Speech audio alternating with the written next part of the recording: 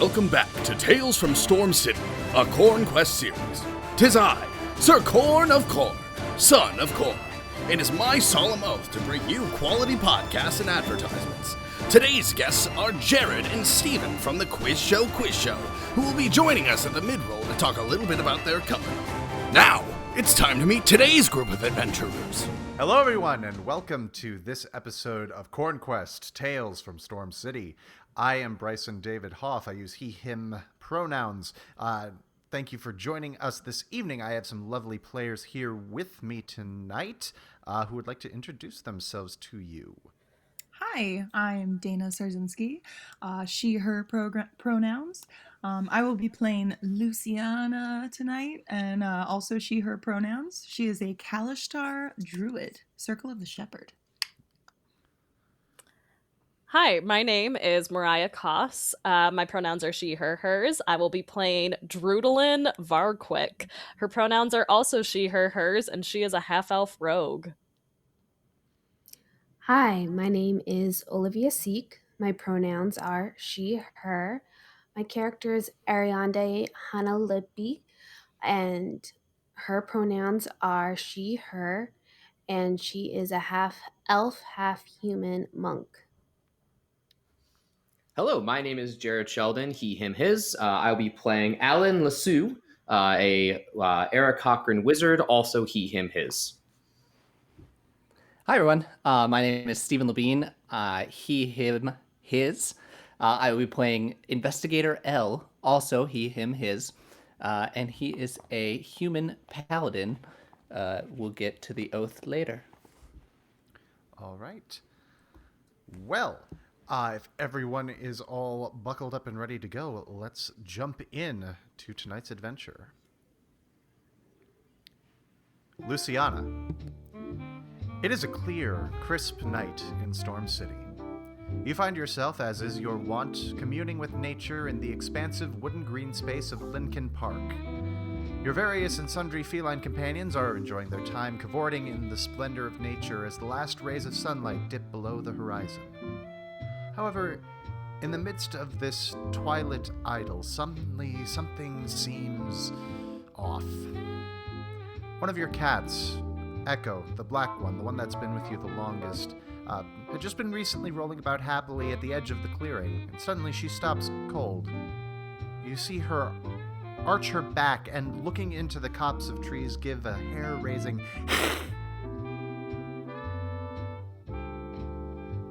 Hey, Echo, what's going on, man? And I get up and go look at what she's looking at.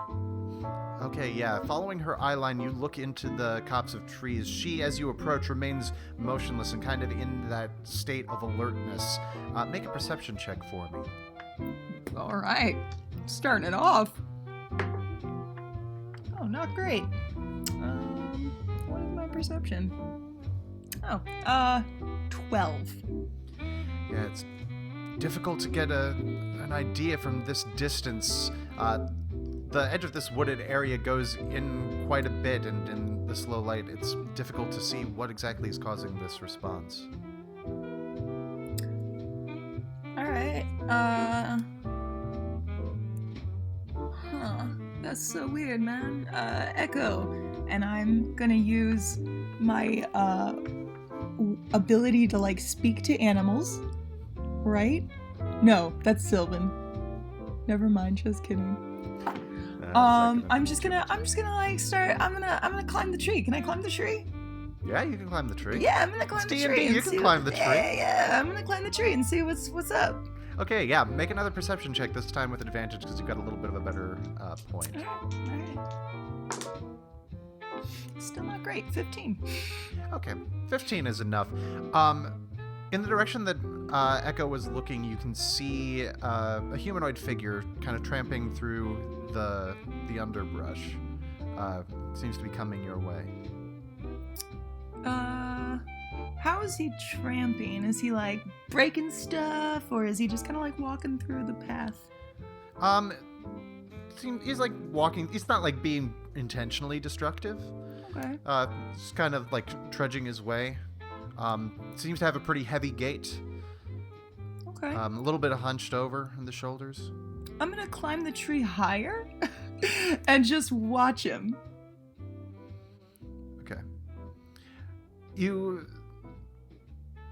sit from your vantage point up in the tree as the humanoid creature gets closer and closer and eventually breaks the perimeter of this little clearing that you had been playing with your cats on the edge of. And as soon as the figure comes into the clearing, the cats just kind of scatter, and Echo begins clawing up to try to climb the tree to get to you.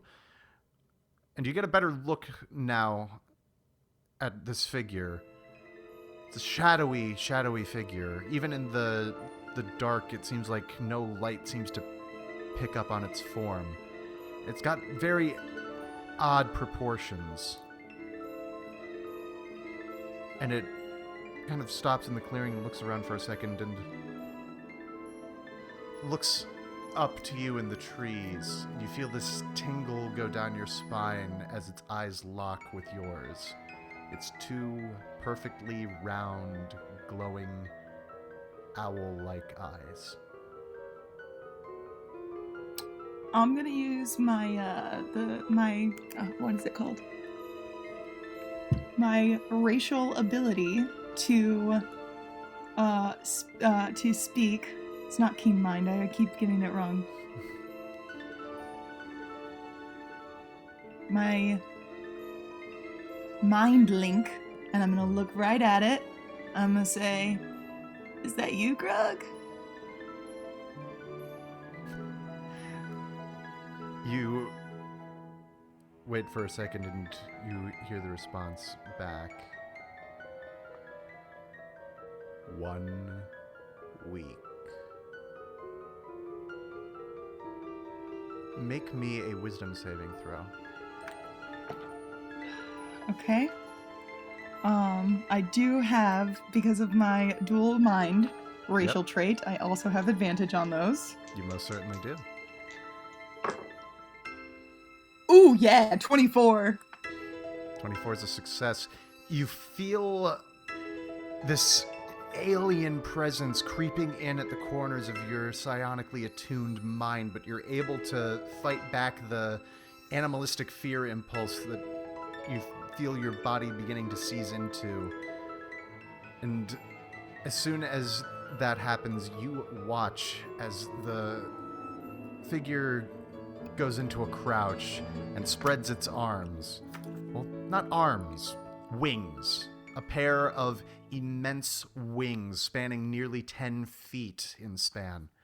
And with an eerie grace, the creature pumps these powerful wings and springs into the air, quickly cresting above you and above the tree line, and flies off, heading southwest. And he said 1 week to me? He did say 1 week. That's all. Yep, that's all that he said.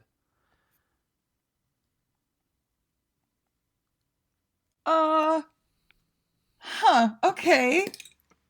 Okay. That was real weird, dude. Echo, what the hell was that thing, man? Oh God.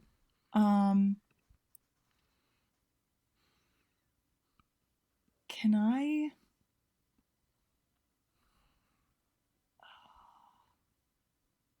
I can't fly after him.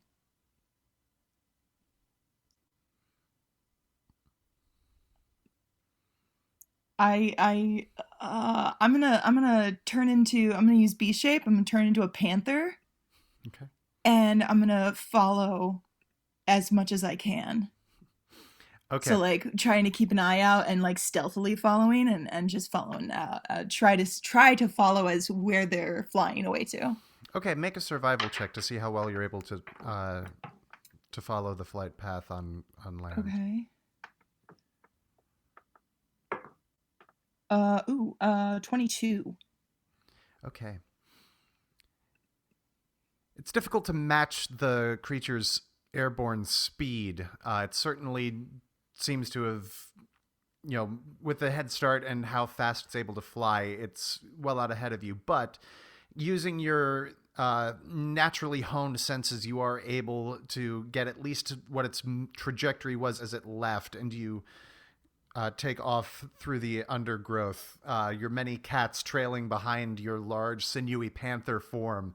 And as you go through with this kind of singular-minded focus on following the path, you break through the trees and into another clearing here in the park, where two more figures are standing, kind of looking about. Steven and Jared, would you like to describe your characters? Yes. So Alan is 4'11", and he looks like a bird, a humanoid bird, is the best way I can describe it. He's wearing what would be best described as like a professor's blazer with a sweater vest underneath and khaki pants. However, the back of the blazer has holes cut out so his wings can go through.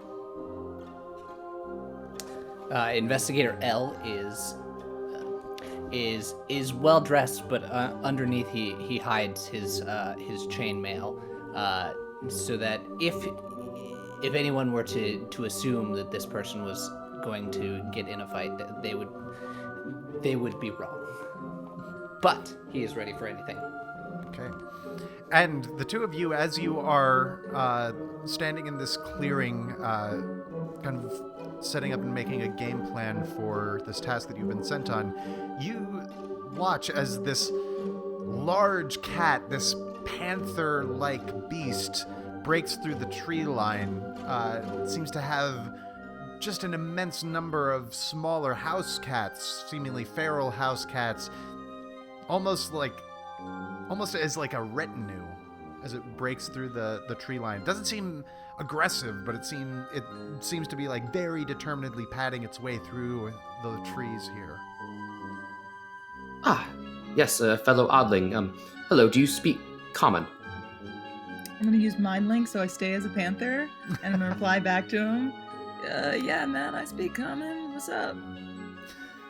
Elle, take note. She does speak common, and she is stoned. All right. Have you seen... I'm going to pull out my notebook and show a drawing I've done of the being we're hunting. If you want me to roll for how good of an artist I am, or we can just go ahead. Yeah, just for shits and gigs, let's... Yeah, I'm trying to decide what this would be. Do you have proficiency with any kind of artist's tools? No.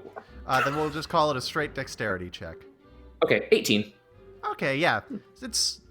So you hold up this pencil sketch in your notebook to this panther, and Luciana, you look at the thing and it looks pretty similar to what you just saw. Oh yeah, man. That's what I was following. What's going on? I'm very confused. Two questions. Mm-hmm. Do you know where you are? And do you need help getting home? Yes, and only sometimes. Alan, this person is not going to be able to help us. We need to keep going. Who's this guy? Don't worry, he's with me. We're partners. I'm Alan Lassou, and this is Investigator L. Don't ask what his full name is. Even I don't know. Investigator L. And I kind of like flash my inside of my robe where possibly a badge or something is, but I put it away real quick. Oh yeah, there's definitely a badge. Okay, so you're L, and you're A? Alan is fine. A, okay. Okay, yes, good. Al and L. Oh, that's gonna be real confusing. Al and L. You're just making this harder. You've seen this being. Where did you see him at? Yeah, he was like, he looked right at me, and he said 1 week, and then he fucking flew. It was crazy. Is there a check I can roll to see if I recognize what 1 week could be referencing? It's not in our case file, but is there similar stories referencing it? Make an intelligence check. 12. Yeah, you're not sure. Nothing that, but with the 12, you do know that, because after getting the case file, you went over and found some of the reports that were summarized in there just to see if there's any information that was missed, and you know for sure that none of them mentioned any kind of communication with this creature. Fascinating. Was this spoken? Did this appear in your mind? Was it written down? How did this creature communicate this to you? DM, did he actually like form words verbally, or was it in my head? No, it was all through that psionic communication. Okay. No, he was like talking to me in my head, kind of like how I'm talking to you right now. Elle, the creature's intelligent. That means it can be saved. This is good. What? Hold up, man.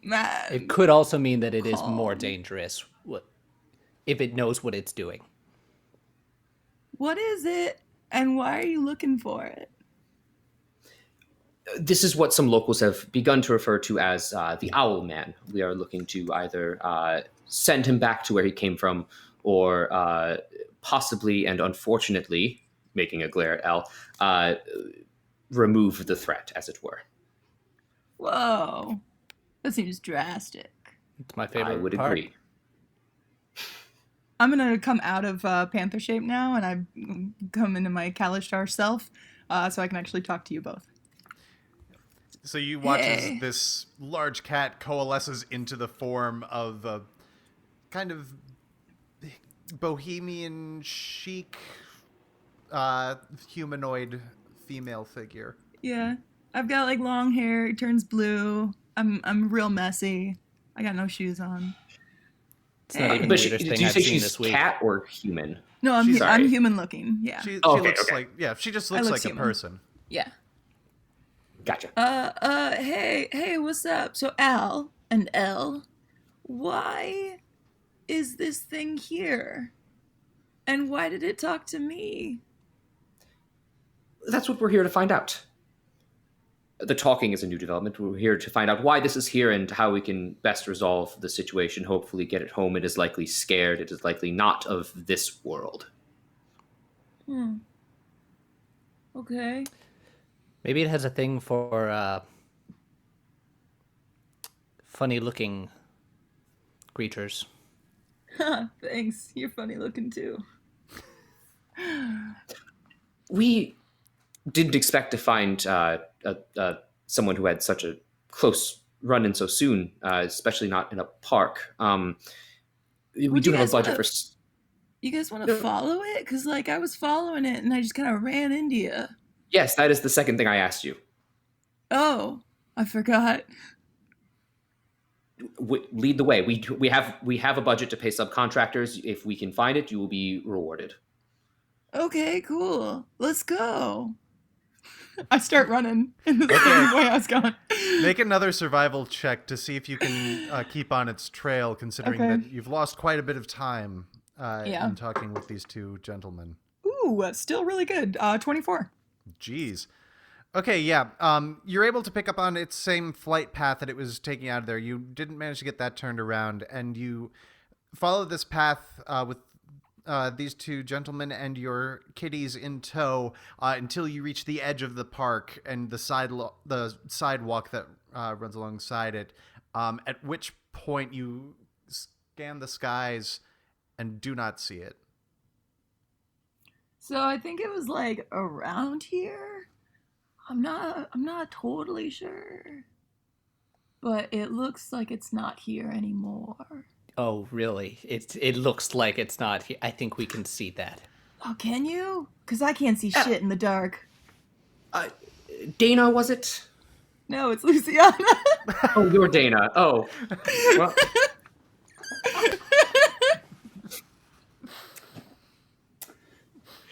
Yes, Luciana. I felt a strong Dana impression from your being, and I don't know why. I get that a lot, man. My connection to other worlds. Luciana, could you excuse us for just a moment? Sure. And I'm going to pull Elle to the side.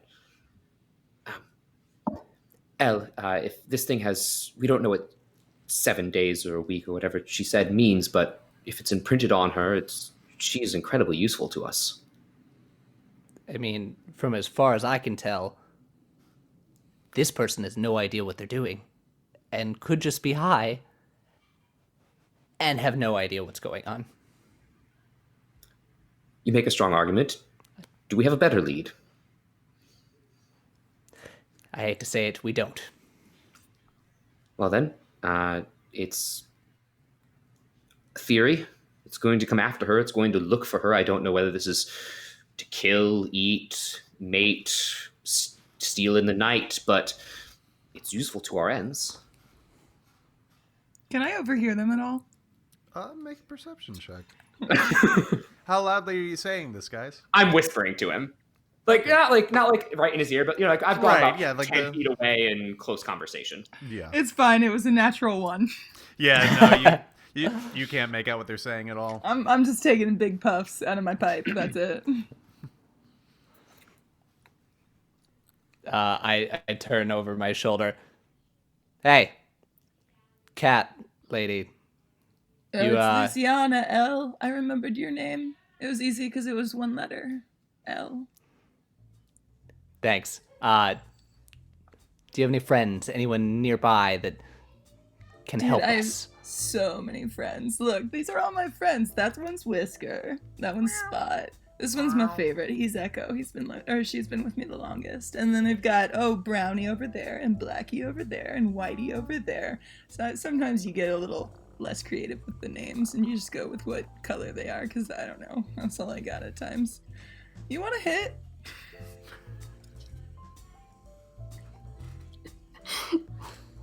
Do you have anyone that can be, how do I say this?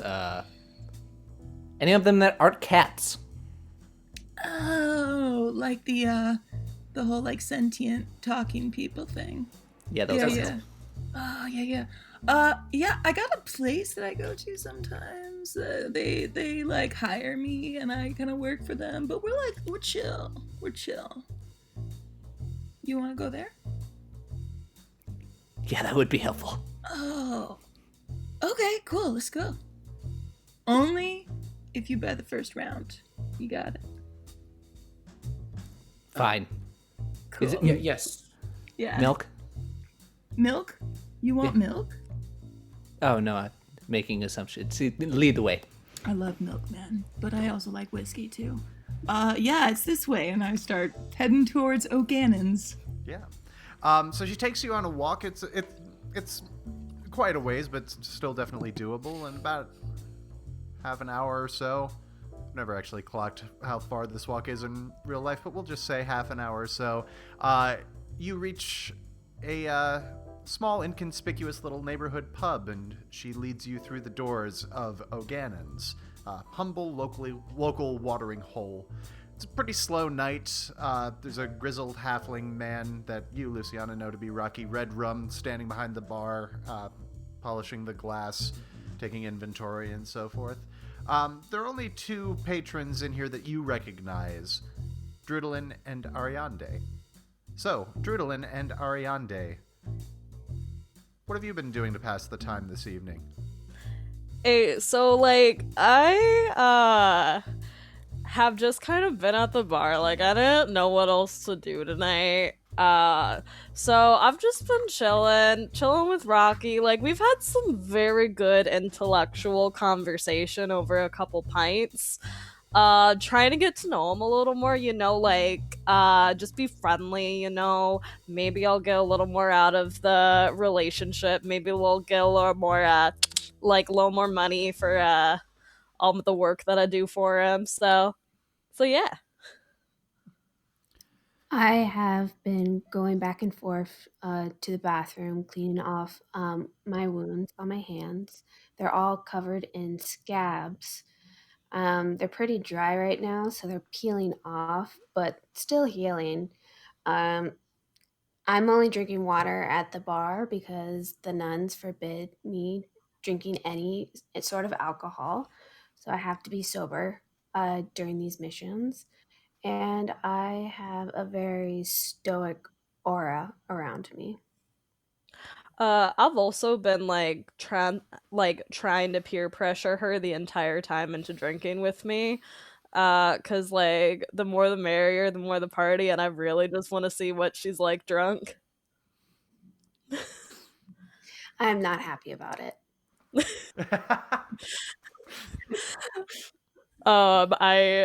I order her another one right now, and I just like slide it down. There's like 3 in front of her at this point.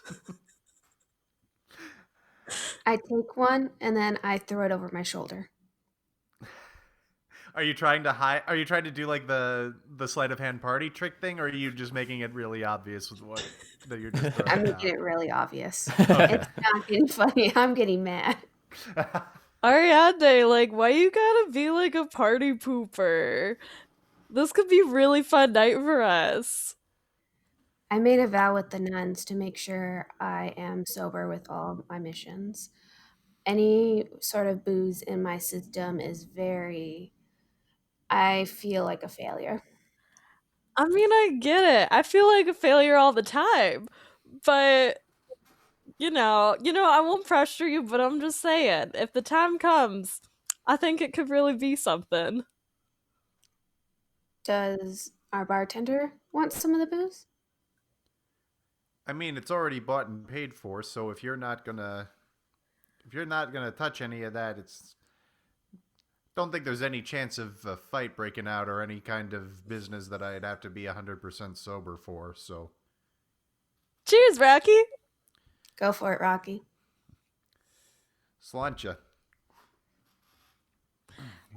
Drewdelynn tries to chug, but at this point, she has already chugged a little too much, so it just spills all down the front of her. Okay. Beautiful. And it's at that moment that Drewdelynn's a little bit preoccupied, but Rocky and Ariande both notice Luciana walking into the bar with her normal posse of cats, but also 2 strangers. This bird-like man and this large, muscular-looking fella. Hey, Rocky! I hope you're sober because there's some fucked up shit we gotta talk about. If her given definition, what's going on? Who are your new friends? I don't know. This one's L, this one's A. I don't know. Thank you so much. I'm Alan Lasso, and this is Investigator L. We are with the National Occult Investigative Collaborative Ensemble, also known as NOICE. You maybe have seen our posters around. We are in pursuit of a creature that the locals have come to deem the Owlman. We stumbled upon your friend here who had an encounter with said Owlman. We have a decent budget to pay subcontractors, and since the Owlman seems to have some type of connection to her, we offered her employment. She, I believe, said yes, though that is still kind of unclear, and said that she had friends here who could help, provided that we buy the first round, as it were. All right, so first things first, what's everyone drinking? Well, my first round of food is gonna be just a whole lot of jalapeno poppers. Like, give me 3 orders of those. 3 orders of poppers. Yeah, that's just the first round. I don't believe we spoke about anything about food. I mean, you said round, and that was. Did you assume that it was just gonna be drinks? I mean, if she's getting food, I'm getting food. I want some cheese. Yeah. Get some food. It's fine. When in Astalia, it's fine. Also, if you're L, you're A. I'm gonna call y'all La. I'm Alan. You can please. I asked Luciana many times. It's Alan. Right, Alan. I always forget because it's like Al and L, and it's like the same. It's 4 letters, but A La. Very different. Yeah, L-A La. La La La. Oh, Right? all. We can just call you all if we want to talk to you both. Oh yeah, that's a good idea. Yeah. well, For some reason in my brain, I thought we were going to find someone Now, more since- put together. Okay, so I am actually very put together at the moment. I'm like the best the Vanguard has to offer, I will say. So like I don't even want to hear any other comments tonight. Dude, you just heard him. They're like police officers. Don't keep it on the DL. I'm gonna lean over, whisper to Elle, and be like, "You remember the file? In Coal Country, they went after drifters and stragglers. This is perfect." Also, does Elle have any valuables on him in this moment? I don't know. Elle, you got any valuables on you in this moment? I'm pretty bare bones. There is a rapier hidden beneath my my cloak, but yeah, other than that, not a whole lot. Can I try and steal the rapier? Are you doing that in the open? Yep. Well, Can I do a sleight of hand check? Yeah, make a sleight of hand check. That's a nat 1. So in your stupid, you just like, I am the most put together. You try to, you do what you think is a real slick little like bait and switch, like you know, put up the smoke screen so that he's paying more attention to what you're saying to what your hands are doing. That's what it looks like in your mind. In your mind, this looks real slick. Elle, from your perspective, she's just like, you listen here. I'm the most, and as she does this, you like is reaching straight for your face, and then the arm goes down towards where your rapier is. And you're pretty easily able to just like step back out of the way, and her hand just kind of goes down and reaches nothing. smooth. You trying to grope him, man? Like what? No. Inappropriate. No. I'm just waving. I'm just saying hi. Yeah, that's cool. Sure. So I'm a police officer now with NOICE. You are No, absolutely not. So we're That's all so police nice. officers now. Hell yeah, No. we We're are. all NOICE. We are not even, as you would call, police officers. We're Oh. investigators of the paranormal agency, but that is not what you are either. I do not want that to be confused. Bartender, here, their first round. I'm going to hand him 10 gold, because that seems like it'd more than pay for everything with a little extra on top. And say in Halfling, keep the change and our location secret. Why do you want the location secret, man? I'm saying that in Speak common. Halfling. I'm speak halfling as well. Take it. Wait, I might actually too. Why, man? We do not know anything about the Owlman. He could have, it could be a whole kin of them, as you've proven to us tonight, or at least if we're going to take your word for it, they're intelligent. They could go on the offensive. It's best if we didn't let it out that we were looking for him. Yes. Alright, that's cool. Okay.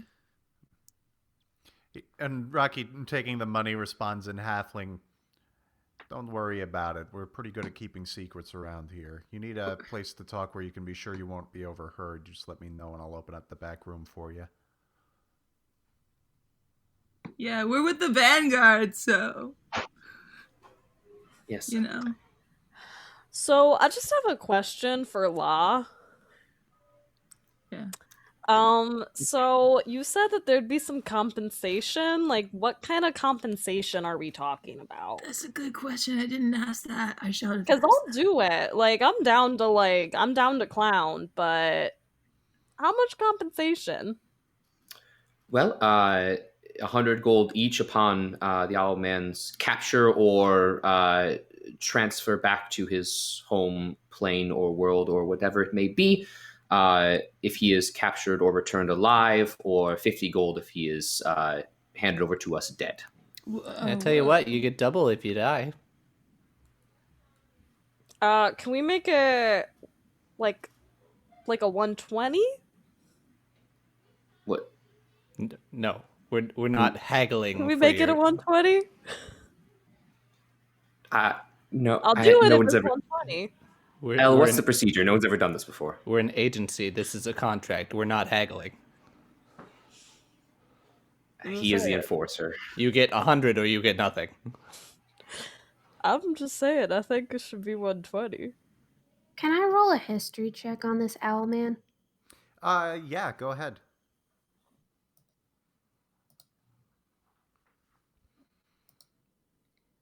14. 14. Yeah, you remember seeing and sort of hearing scuttlebutt about a bird or bat-like humanoid creature that had mysteriously been appearing at various points around the city. It wasn't like front page news or anything. It was more like the kind of like, the like towards the back, like the kind of like, this is something wacky that's going on in your neck of the woods kind of a thing. But it was also, it's also been something that, has been kind of an amusing topic of conversation. So like, not like Owlman Fever's sweeping the city, but you do remember having picked up some scuttlebutt about there being some sort of large bird-like humanoid creature that had mysteriously been sighted at various points around the city. Okay. Can we get a bonus if it's successful? Well, that's the 100 instead of 50. I should also point out that we have no idea what the Owlman's intentions are, but he did speak to directly into your friend's mind and give a timetable of 7 days. We don't know what that 7 days means. It could be something quite grim. Yeah, I mean, he said 1 week, but I mean, he wasn't mean, so that was pretty cool of him. Yes, well, it does bring echoes of a case that Elle and I looked over across the sea of a necklace. You wore the necklace, and suddenly you received a piece of mail, a parchment, as it were, that said 7 days, and then 7 days later, a ghost appeared from the necklace. But you're right; it was probably nothing. What kind of necklace? Like, what'd it look like? It was like a brooch with an emerald in it. Not the same necklace. Okay. We'll circle back to that. Are you in or are you out? I mean, I don't want to kill him though. I take my hand out to shake, and just like 100 dead or alive. I look at Elle. You know I'm all for dead, so sure. All right, but we still want to prioritize alive. Okay, yeah, alive. I don't like killing. I take out my hand and for an agreement. Okay, I shake it. Excellent. And it's at this point that Rocky comes from back from the kitchen holding. It's really quite impressive. Like, it's impressive when a like full-size person does this, but considering that Rocky's like 3.5 feet tall, it's really impressive to see him balancing 3 baskets of jalapeno poppers along his left arm. He kind of sets them down on the bar, and then in his right arm puts your burger down in front of you, Drewdelynn. I thought I got cheese curds. Oh, you did get cheese curds. That's fine. Rocky, can she get cheese curds too? No, they no, can no, be part of the first round. No, that's okay. I'll take the burger. I'm sorry. I heard cheeseburger. That's my bad for not confirming. Okay. Oh, no worries, Rocky. Burgers are good. I'll eat the burger if you don't want the burger. No, I'll eat the burger. I'll eat the burger. I just still want the curds. I can, no problem. It's my bad. No. We gotta go. And then I just start scarfing the burger. But is there any extra like napkins on the table or anything like that that's not meant for us? But can I get a to-go box? Yeah, I can get you a to-go. And there's a napkin dispenser right next to you. I just take all of the napkins out of the dispenser and shove them in my bag.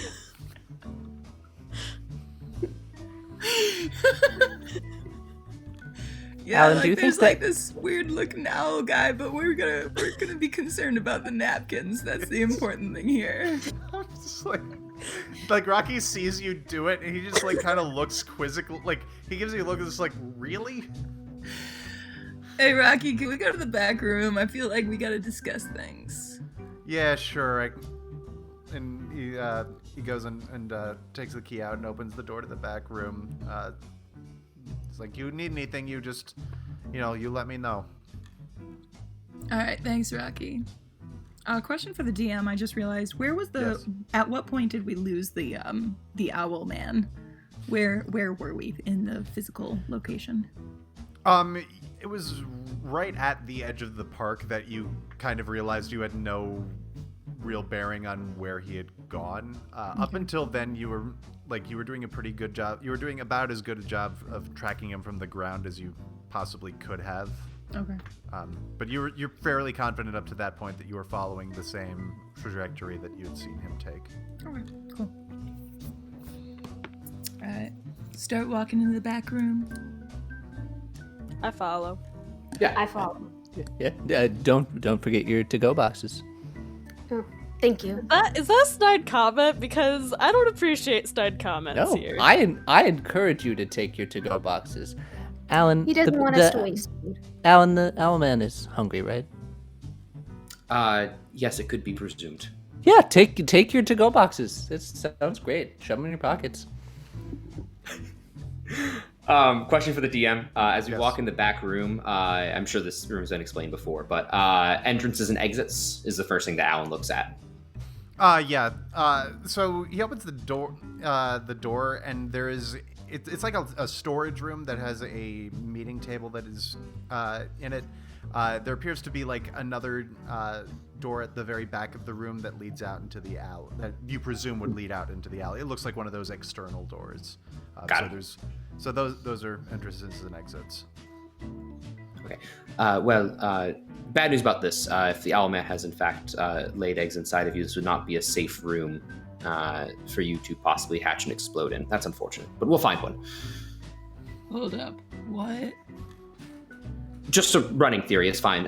Continue. It's all speculative. You're fine. Oh, so you just made it up. Sure, yes, we made it up. Hypothesis is the word I would choose, but Cool. yes. Cool. All right. So, what's up? I believe we've said what is up. However, I suppose we do need a plan if that's what you're referencing by asking me what is up. Joke time! The Owlman. The Owlman is up. All right. Does anyone have any ideas? I just roll my eyes like. Elle just gives the meanest, dirtiest look over to Alan. Ariande gives a glare. Good. Tough room. Does anyone have any ideas? I've never seen the Owlman and just read the files. Well, Luciana, you found the Owlman in the park, right? Should we go back to the beginning where you found this creature? Yeah. I think that's smart. Do I have a map of the city? Yeah, on that me? was that would have been included with the materials that you were given when you left headquarters.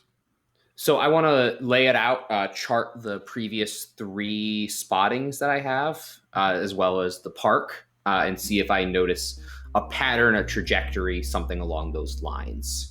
Sure.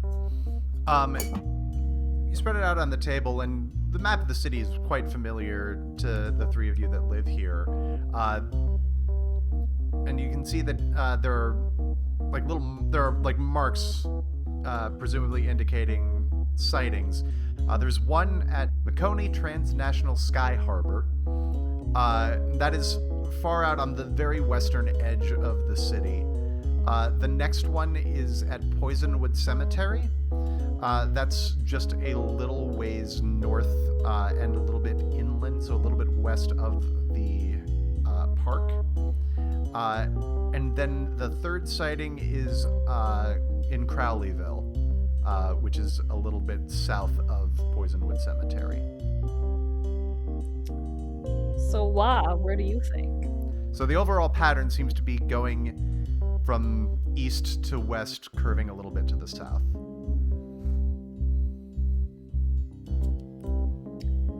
Is there anything special about these as far as like their nature? Like, could I do understand how they're?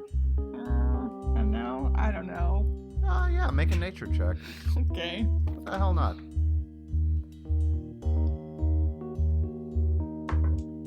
20. Not natural. A gentleman's 20. So I'm sorry, I forget that that's not standard parlance. That's just what I've always called them gentlemen's 20s. Sure. A lady's 20. The lady's 20 is a natural 20. Oh, okay, of course. To make everything complicated. So you kind of rack your brain and like try to think of ley lines, migration patterns, anything that you'd be familiar with, and nothing's really ringing a bell here. It's not the kind of flight that a migratory bird would take. There's not any ley line that you're familiar with that would run through all three of these locations. You're kind of coming up empty. Cool. Well, this isn't like natural, so I feel like maybe he's not just like a beast. He's not just like a normal kind of beast animal thing. Yes, we gathered. I'm gonna physically like draw a line between the four locations and then make, I don't know if I'll make an intelligence roll, basically try to plot out various ways I think he could be going with the reports that heading towards the, one percent that they thought they were heading towards the lake and things like that. Yeah, make a straight intelligence check. Natural 20. Natural 20. Okay. Following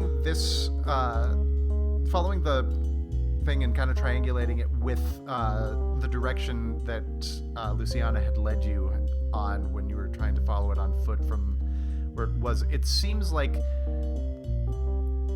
it had reached the lake because the park borders the lake, but then had flown back away from it and was heading slightly south. So it seems to be that if there's some kind of a regular path that it is taking, it is started west, moved east, and then right as it got towards the lake, curved towards the south, presumably to go back around. So around what? Like in a sort of a curved or circular motion. Like it's like it seems to be bending to avoid the lake. Okay. I want to, the way I think it's going, I want to circle that whole area and turn to the rest, everyone besides Al. You're all locals. Do you recognize anything in here that might be significant? Do we? This would be a survival check because we're dealing with spatial awareness. Okay. Should we all do that? Yeah, all of the locals can do Okay. that. I got a 12. I got a natural 1. I got a 21. 21. Okay. With that 21, you do recognize, there's a lot, the whole, there's a whole city south of Lincoln Park, which sounds like a City of Chicago tourism slogan, but there's a whole city south of Lincoln Park. But you do recognize that based on that trajectory, the next kind of major landmark would be the Fantastic Acre, the kind of the shopping district here in Storm City. It's kind of north of the downtown. I think we should go to the shopping area, although I don't want to, but I think that might be our best start. Is there a particular reason you don't want to? Should we know something about it? I just don't like going shopping. Well. I mean, maybe the Owlman's a fancy man and just wants to go shopping. That's true, too. Unlikely, but not impossible. All right, Well, everyone, you get in the haven't van. found anything yet, so we don't know anything right now. Accurate. The agency has given us a van. Come with us. The Vanguard's going in a van. Oh, we should name it the Guard. And it'd be The Guard! It's the Vanguard. Vanguard! Oh man. It's not your van. We won't be doing that. It's fine. We got the guard. Let's get to the guard, guys. Yeah. And I imagine Elle is the driver, so...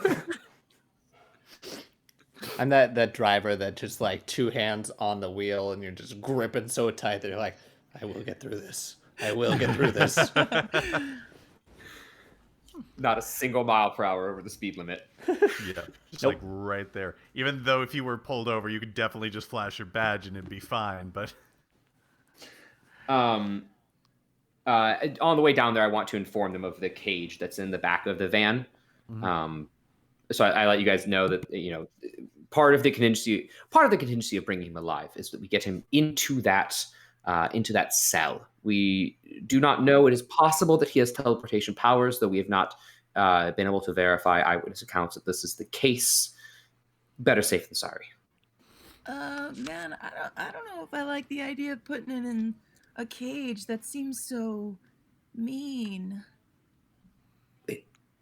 It's not going to live its life there. It's just so we can get it back to wherever it calls home. Okay. You have to put it in a cage? If it makes you feel any better, it's a NOICE cage. It's stone-based. Just absolutely stone-based. I mean, it is a nice cage. Nice cage. It's I nice. don't think... How big is this creature? I feel like it won't be comfortable in that cage. If we catch it, can it just sit next to us? No. This is possibly a very dangerous and confused being from another plane of existence with possibly teleportation powers. It cannot ride shotgun. It would be in the cage for no more than an hour or two while we get it back to NOICE headquarters. Okay. So, like, we'll figure out the cage when we come to the cage. I just think we should find the creature. Okay. Where are we going? The flopping district. Yeah. Yeah, I knew that. Who else wants to puff? I got you. So, as 2 of your hired hands sit in the back of the NOICE van hotboxing, you head a little ways south and towards the lake from O'Gannon's, and you find yourself suddenly in the middle of a much busier section of town, and you see all sorts of fantastic shops, most of them oriented towards either clothing or arcane home goods, all kind of crammed into this just very small section of city, true to its name, only about an acre in terms of total area. And you are able to discern from the map that this is the Fantastic Acre, the shopping capital of Storm City. And very soon you realize that your first challenge here is going to be finding parking, because it is now getting into the that 6 to 7 hour. Sunset's pretty early during this time of year, and the shoppers are out in force.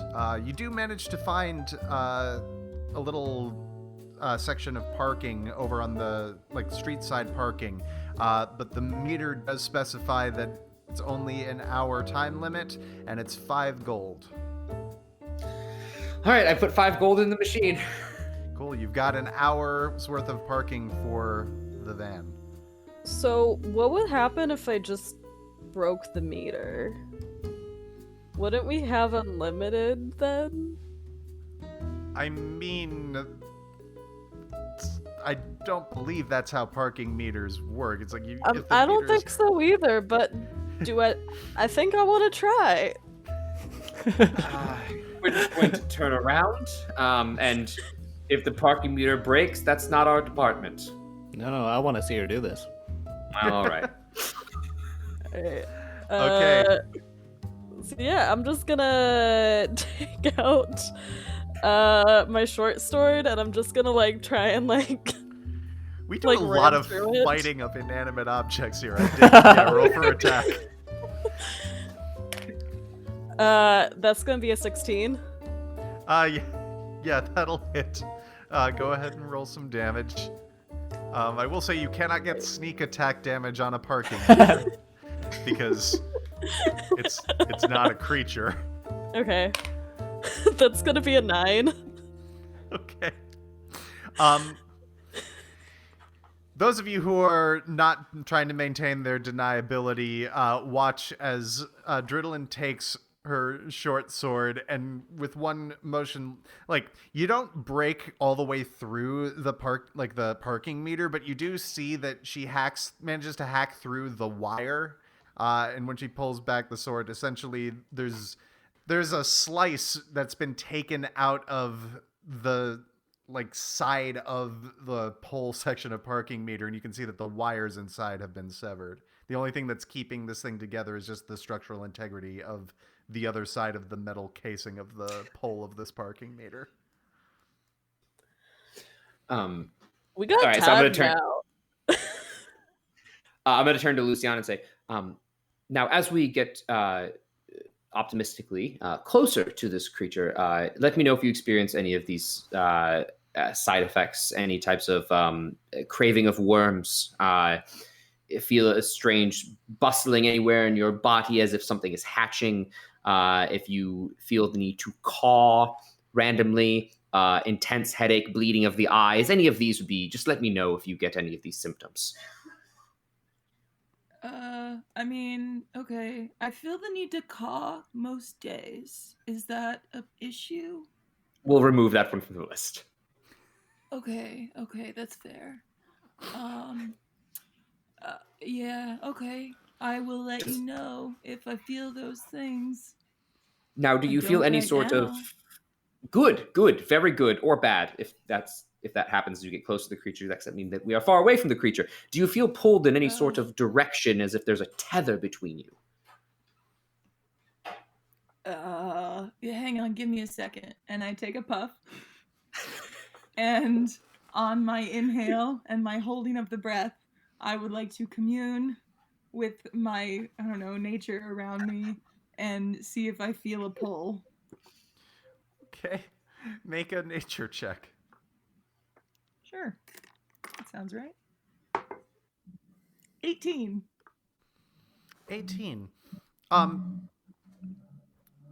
You sit and you center yourself. It's difficult to get a read on the forces of nature in such a heavily built up portion of the city.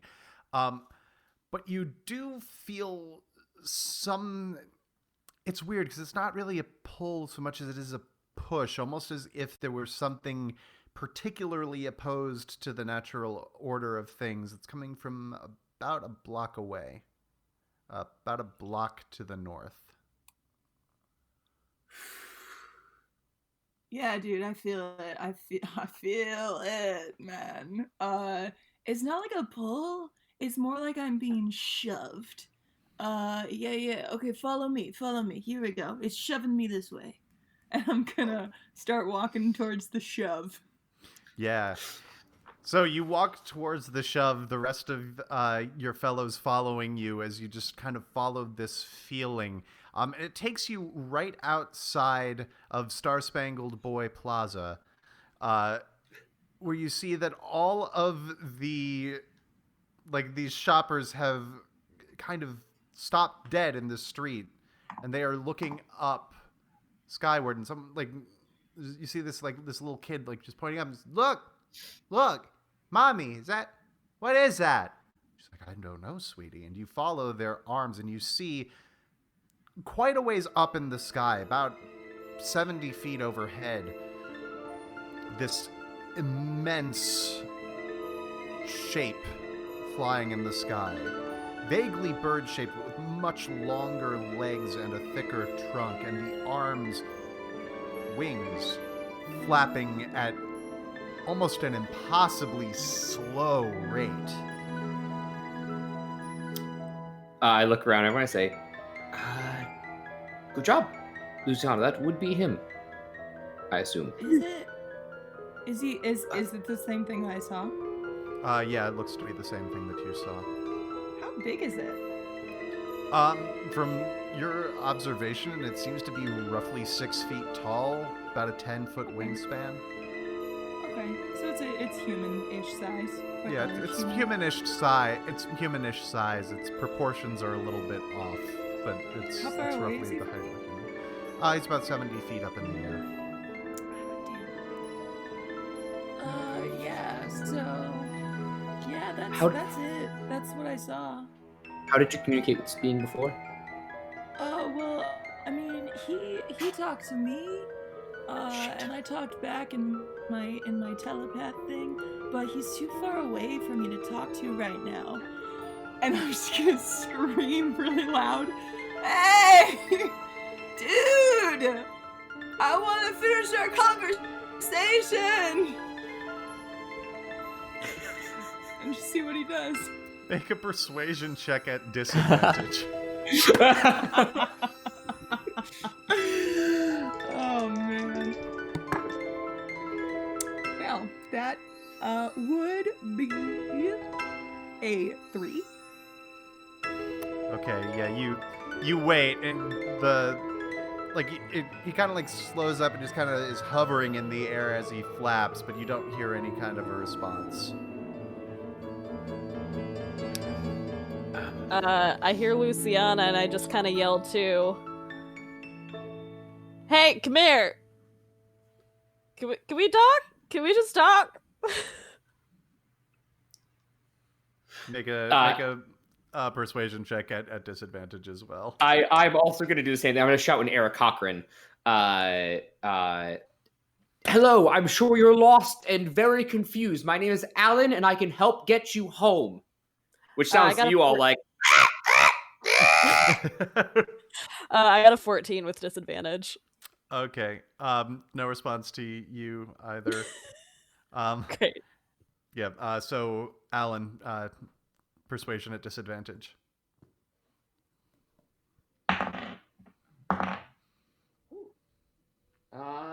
15. Okay. Yeah, no response from you either, but he does seem to be pretty steadily stopped and hovering in the air. And it's a shame that no one listening to the podcast can see the excellent physical work that I'm doing here right now. Beautiful flapping. It's beautiful. Thank you. I'm going to stop because I realize that's not going to enhance the audience experience at all. I'm gonna look over it. Respond. I'm gonna look over at Elle and say, I'm going to attempt, and I start to like vomit, but pull it back. In air negotiation, protect the civilians if it should fail. And then I vomit all over the ground, and then I start trying to fly. Okay. It takes a minute. Your bird? I don't like this. It's okay. It's okay. I close my eyes. I start going up. I keep my eyes closed the entire time, but try to fly like peeking a little bit to try to see, so I can get within like 30-ish feet, so I can speak and not have to scream. Mm-hmm. Okay. Yeah. Simple enough. Doesn't seem to be moving at all. Just maintaining its spot. I speak again to Eric Cochran and say, do you have a name? He looks at you. And up close, you can tell it's not that this thing has just always been spotted in poor lighting. It does seem to be black from head to toe. And you can see this kind of small, pointed, stunted beak and these wide, glowing eyes. Not refracting light the way that a normal owl will if you shine a lantern on it in the forest, but actually giving off light. And you hear in your head the same echoing voice that Luciana did. It just says, 1 week. Make me a wisdom saving throw. 8. Okay. You feel this immediate adrenaline-fueled terror grip your heart and radiate in a cold wave across your body. You almost lose altitude just from the sheer shock of it all. But you do manage to maintain your altitude. However, you are now frightened, meaning that you cannot willingly move any closer to this creature, and as long as it is within eyesight of you, any attack rolls you make are at disadvantage. And as it sees the shocked expression in your avian face, the creature turns and begins to fly away. Wait! 1 week till what? I have an idea, and it might be a really bad idea, but can I use my hat of disguise to disguise myself as the creature? Yeah, it would be... How tall is Drewdelynn? 5 foot. Okay, yeah, so it'd be right at the edge of height, but yeah, you could make yourself appear like it. Okay. Okay, cool. I'm gonna disguise myself and just yell at it. I'm you. Follow me.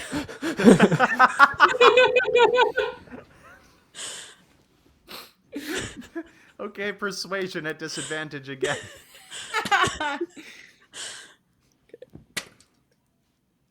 Okay, 9. Okay, no response as this creature turns and begins to fly away. However, upon seeing what seems to be an identical copy of this creature suddenly appear in the middle of the plaza, all of the assembled shoppers begin to just scream and shout in terror. Mothers grabbing the hands of their sons and daughters, just quickly hustling them away, and just mass panic. And within minutes, the entire plaza has become vacant. As soon as the creature was flying away, I'm trying to follow it again. Okay. Make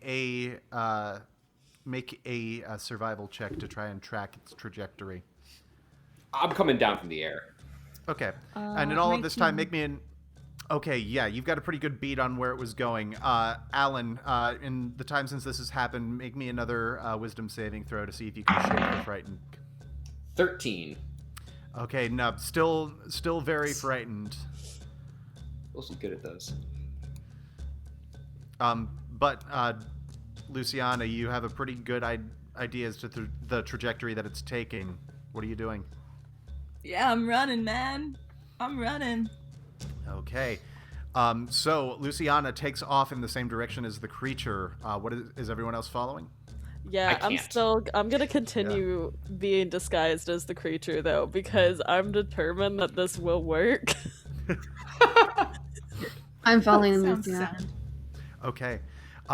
So as those of you who are not currently terrified of the creature take off in the same direction as it, Drewdelynn's large, arcanely manipulated wingspan, clipping through the various parking meters, street lights, sides of buildings, in a very, very bizarre display that absolutely terrifies all civilians as you make your way further south. We're gonna take our break.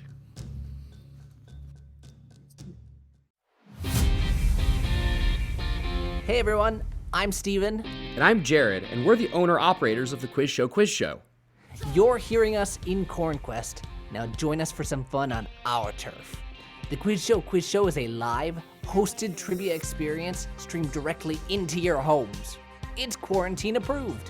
One of our dazzling and, depending on the time of day, good-looking hosts Hey, will lead you on 90 minutes of fast-paced trivia, games, and a secret final round in the quest to become the ultimate quizmaster. we cater to your groups from 4 to 99 people, no matter who that may be. Game night with your friends across the country, a birthday party for your mom with all your extended family, a corporate outing for the team. We've got you covered. With over 50 categories to choose from and the option to create your own categories, the possibilities are endless. Come check us out at thequizshow.com to book your event, or find us at Facebook, Instagram, or reach out to us at thequizshow@gmail.com. Come have a socially distanced blast with us. And like a dinosaur story, we are back. So, when last we left our adventurers, you were hot on the trail of the Owlman, as he flapped his way through the sky, heading south from Star Spangled Boy Plaza in the Fantastic Acre. Our good friend Alan had just taken to the ground after being very shaken by his experience, while the rest of you continued on in hot pursuit. As we come back into the game, Alan, make me another wisdom save. Yes. 17. 17 will finally shake the feeling of dread and horror, and you find yourself newly invigorated. Are you joining in the chase with the rest of them? How far away are they?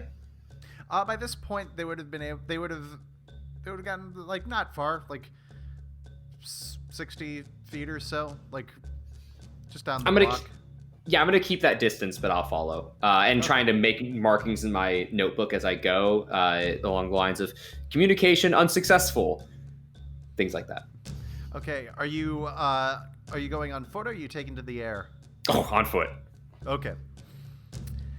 So, you are in hot pursuit of this thing. It's difficult to keep stride. It flies very, very fast, but you are able to keep it within your eye line, and you see it heading south towards downtown. Yeah, I keep following them. Okay. How far away is it from us? To begin with, it's like, it's up in the air, but it's about 60 feet in front of you. But that distance, it's flying faster than the group of you are able to run and keep pace. Okay. So you're not really able to you can just kind of tell as you go that you're not going to be able to get down and underneath it. It's more just kind of like trailing it at this point. Okay. But following it, you come to the bridge over the Emerald Waterway, and you run over it, and you find yourself in the Circle in the heart of the business district. Not too many people milling around at this time of night, but you see it. It flies, and it seems to be headed towards the city hall, the center of government here. Once I realize, after a minute or so, once I realize that it's going towards downtown, I'm gonna turn back around and go get the van. Okay. And start and try to follow them in the van. Okay. Yeah. Make me a survival check as you attempt to navigate the van after having to double back. Oh, no. 4. Okay. You remember it was heading south, and from your study of the dossier, in studying the layout of the city, you are able to make it down into downtown, but I will say that you are a good couple of blocks away from where the rest of the party is at this point. But you have your van. As for the rest of you, what are you doing? I'm leading my group of misfits in chase and shouting, "Do not let that thing out of your sight." Yeah, I'm gonna keep running, still disguised as it, hoping that it turns around and just stops at some point, even though it hasn't worked yet. I still think that this will be useful. As it's flying, is it starting to look like it's going lower? Is it gonna land soon, potentially? It does seem to be gradually lowering its altitude. Right now, it's about at the tops of the skyscrapers. What is this creature's diet? What do they like to eat? That's a good question. I mean, would I know that? From preliminary research and listening to Alan talk, possibly your brains. I'm not sure. Great. Or just worms. One of the two. No, probably nothing. Only one of those two extremes. Yeah. But nothing in the research that's been compiled about this creature has indicated anything about what they might eat. Nothing that was given to our two agents at the start of their mission would indicate that. Yeah, I mean, I'm still running after it, man. And if I can determine where it looks like it's gonna land, I'm gonna head towards that. Okay.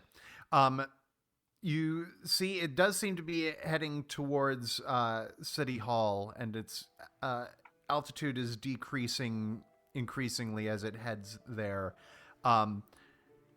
Alan, make me a perception check to see if you are able to spot this and reorient yourself to join the group with the van. Considering that is a big old 7, I'm going to say probably not. Yeah, no, you have arrived in downtown, you found a parking spot for the van, you look up in the sky, and you cannot see the creature from any vantage point.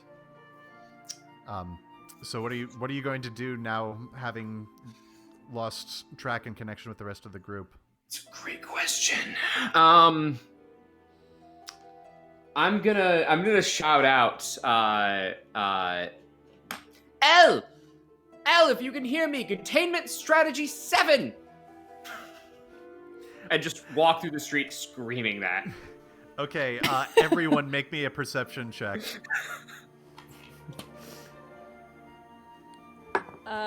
That is a 15.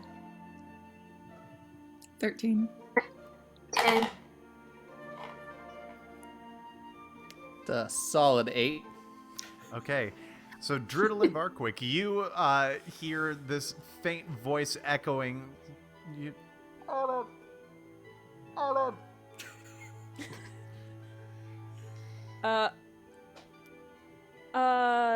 So wait, y'all. I think that I'm hearing one half of La. I think it's the A. Yep. Did we forget him? I think so. Okay. So I'm gonna go towards the voice, but I take off my hat really quick so I can just like go quicker towards that way. But then I'm just gonna keep an eye still on them during it so I don't lose all of them. Yeah. So I can try and grab Alan.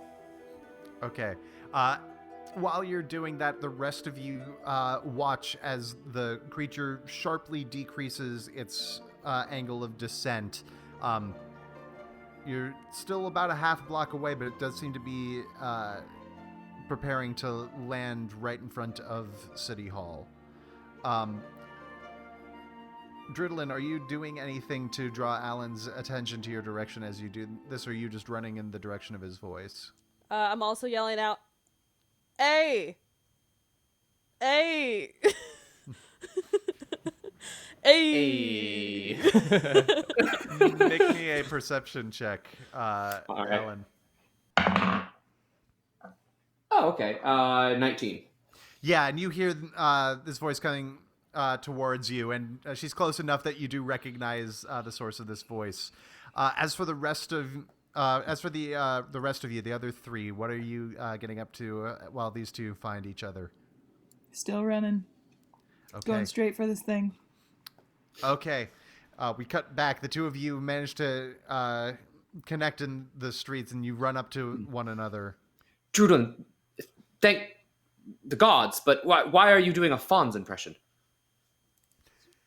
I don't know what the Fonz is. Like, is that A popular bard. Anyway, no time to explain. Oh, it's a bard. Okay, I got a bard friend. That's cool. Cool. Where are the rest of the party? Oh, they're good. They went that way, and then I just point in the direction. I'm like, come on, and then I just start running, and I put my hat back on. So then I'm back to being disguised as the Owlman. It's very disconcerting, but you have seen her do this before. It's true.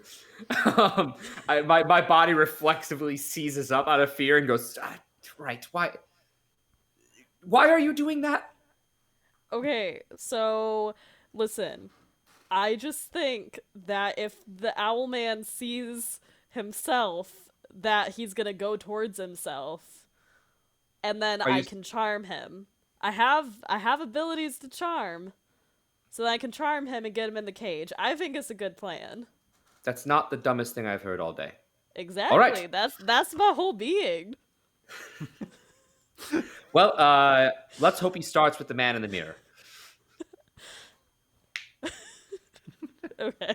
And I just start running. Okay. So the nature of the layout of downtown grid system, you all managed to get there at roughly the right time, and as you arrive on the scene, you see this large, dark figure standing, facing City Hall, standing still, very focused on the City Hall. It doesn't seem to make any moves towards any of you. As soon as I'm within 30 feet, I'm going to use the mind link and telepathically talk to him in common. And just said, "What do you mean by 1 week, man?" He doesn't respond in your brain, but he does turn to face all of you.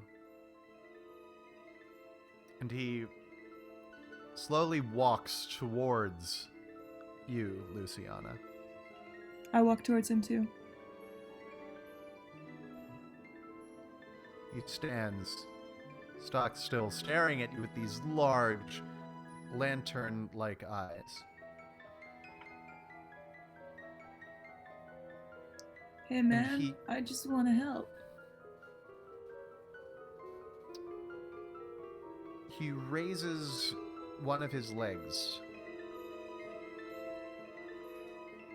and with great flexibility brings the knee up to the chest, spreads the wings, just does a little kick off into the air and swipes at you with the talon. Okay. That is a 24 to hit. Oh god, yeah, that hits. You rolled quite well on that. Okay, so that is going to be 13 points of slashing damage. Cool. I would like everyone to roll for initiative. Great. Oh fuck. 13. 14. 6. Okay, so that was 14. 3. Oh. Okay, I'm just gonna do roll call here because I heard a lot of numbers and I wasn't able to connect all of them with people. So, Investigator L. 14. 14 for Investigator L. Drewdelynn. 13. 13 for Drewdelynn. Luciana. 3. 3 for Luciana. Okay. And Alan. That's going to be a 6 for me, dog. 6 for Alan. Ariande. 14. Okay. I'm guessing you probably have a higher dexterity than Investigator L? Mm-hmm. We'll go with that. Okay. In that case, Owlman already took his turn. He would be at the top of initiative. So Ariande is next. I am going to search for the takeout food that I have. And then I'm going to stab it with my short sword, hoping to think it looks like brains, and then push it towards the Owlman. Okay, all right. Make an animal handling check.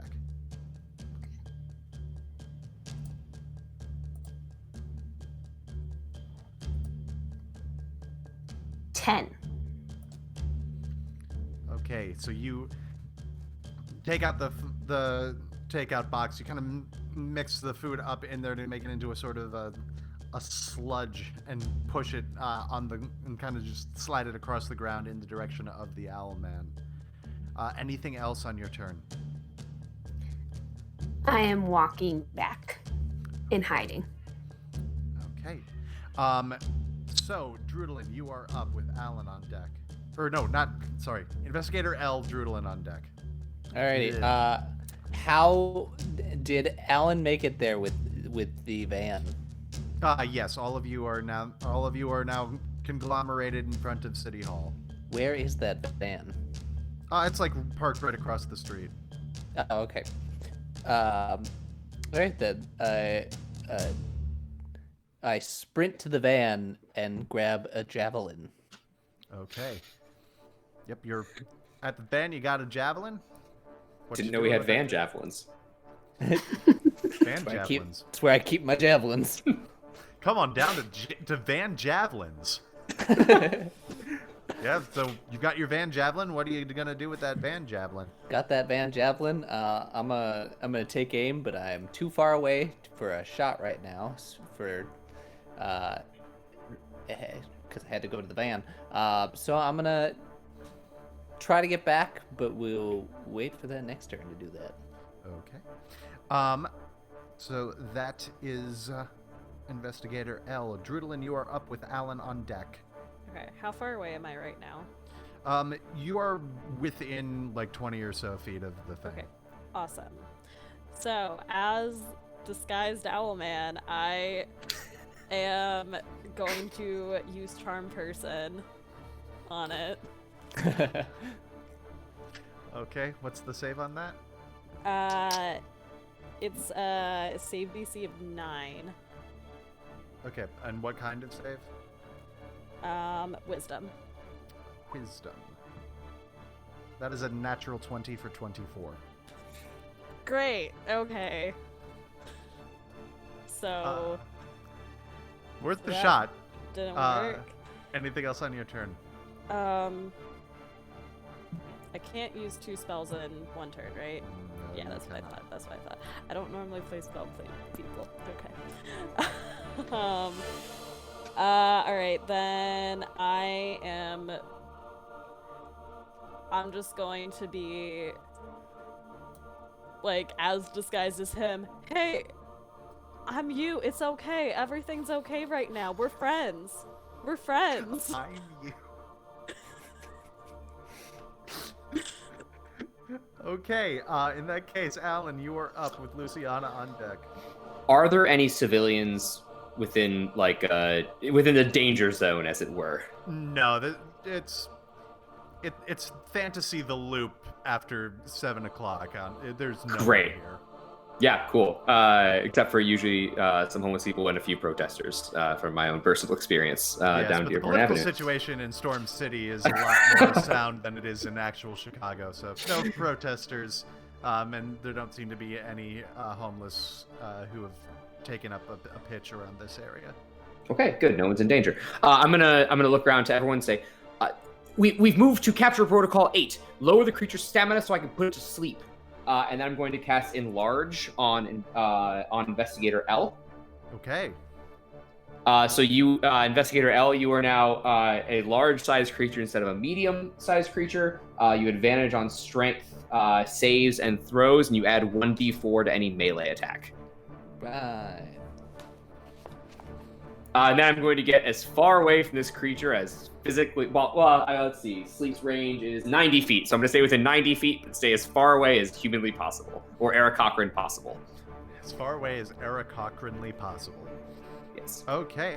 And with that, we are to Luciana. Owlman is up next. All right. He's flying, right? He's not really. That little lift that he gave himself was just to get the swipe. To swipe in at me. range. Yeah. Yeah. All right. I'm gonna. Oh, sorry. Go ahead. No. I was just saying a redundant thing about how he is still within Karate melee Kid range of you. crane kick. Exactly. All right. I'm gonna cast Entangle. Okay. Yeah, we're gonna try this.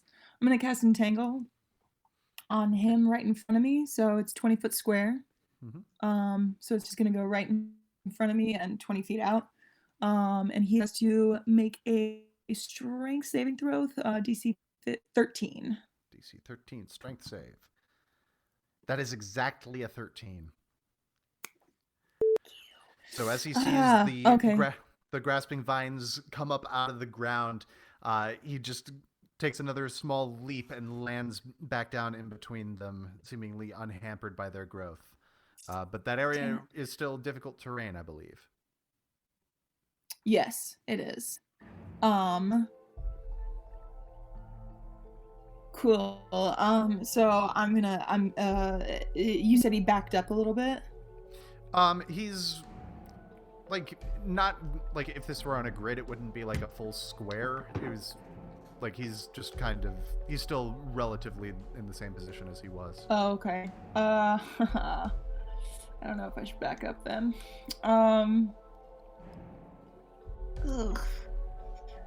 I guess as a bonus action, I'm just gonna keep talking to him in my mind, and I'm just gonna implore him. In fact, I'm gonna when he first spoke to me, was it in common? It was telepathic, so it was okay. That's right. Yeah. It was just kind of in your brain space. Okay. Yeah. Then I'm gonna stay right where I am, and I'm going to say, "Hey, man, I'm trying to help. Like, be cool, be chill, bro. Please."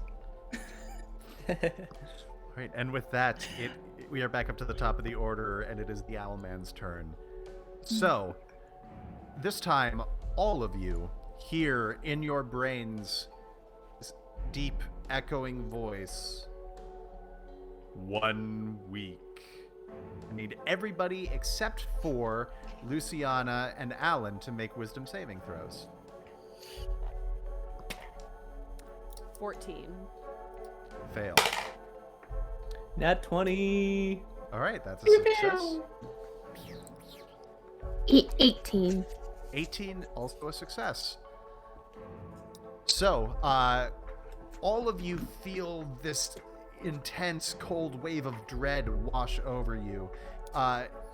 Elle and Ariande, you are able to steal your resolve and shake it from your mind. However, Drewdelynn, you are now frightened.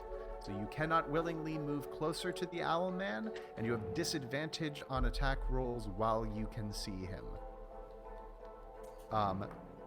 Having done that, Drewdelynn, you are closest to him, so he is going to take his 2 talon attacks against you. Okay.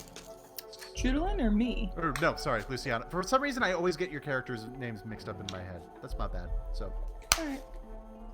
So, having done that, because Luciana is closest to him, he's going to take 2 talon attacks against you. Shit. First one is only a 13. Hits. Okay. Oh, that was not as good a roll as that first one. So that's 7 slashing damage. Second talon swipe. That is a gentleman's 20. I mean, yeah, that hits. I figured if a 13 did, then that Yeah. probably did also. So that's Yeah. So that's going to be 9 more slashing damage. Luciana goes down. Okay, so you watch as the creature takes 2 swipes at Luciana, and she falls to the ground, and the plant growth that she had summoned recedes back down into the earth. And seeing that, the Owlman is going to take to the air. He's going to move just 10 feet up, but 50 feet forward. So he is closer now to the rest of you and is about 10 feet off of the ground. Elle, because you had been holding your action with that javelin, he is now within range if you'd like to try to hit him with it. Boy, would I love to try to hit it with Okay. it. Before I do that, I use my. I have divine sense. Do I sense an evil coming from said owl man? Divine sense. Remind me what creatures divine sense applies to. It just says general strong evil. It also has a list of celestial, fiend, or undead. This creature is none of those three. Cool. Then he was trying to hurt someone. I'm gonna load up my javelin and take a swing. Yeah. Roll to attack with it. Alrighty. And I'm sorry, this will actually deal an extra 1d4 damage. It's 1d4 extra damage with enlarged weapons, which is any weapon you put in your hand. Oh yeah, I'm large thanks to you. But that is melee weapons, I believe. No, I looked at. I was looking it up. Okay. So I wasn't sure. It's any weapon in the creature's hand. Okay, cool. All right. Well, that is a 22 to hit. 22 will hit. Roll damage, including that extra d4. 6.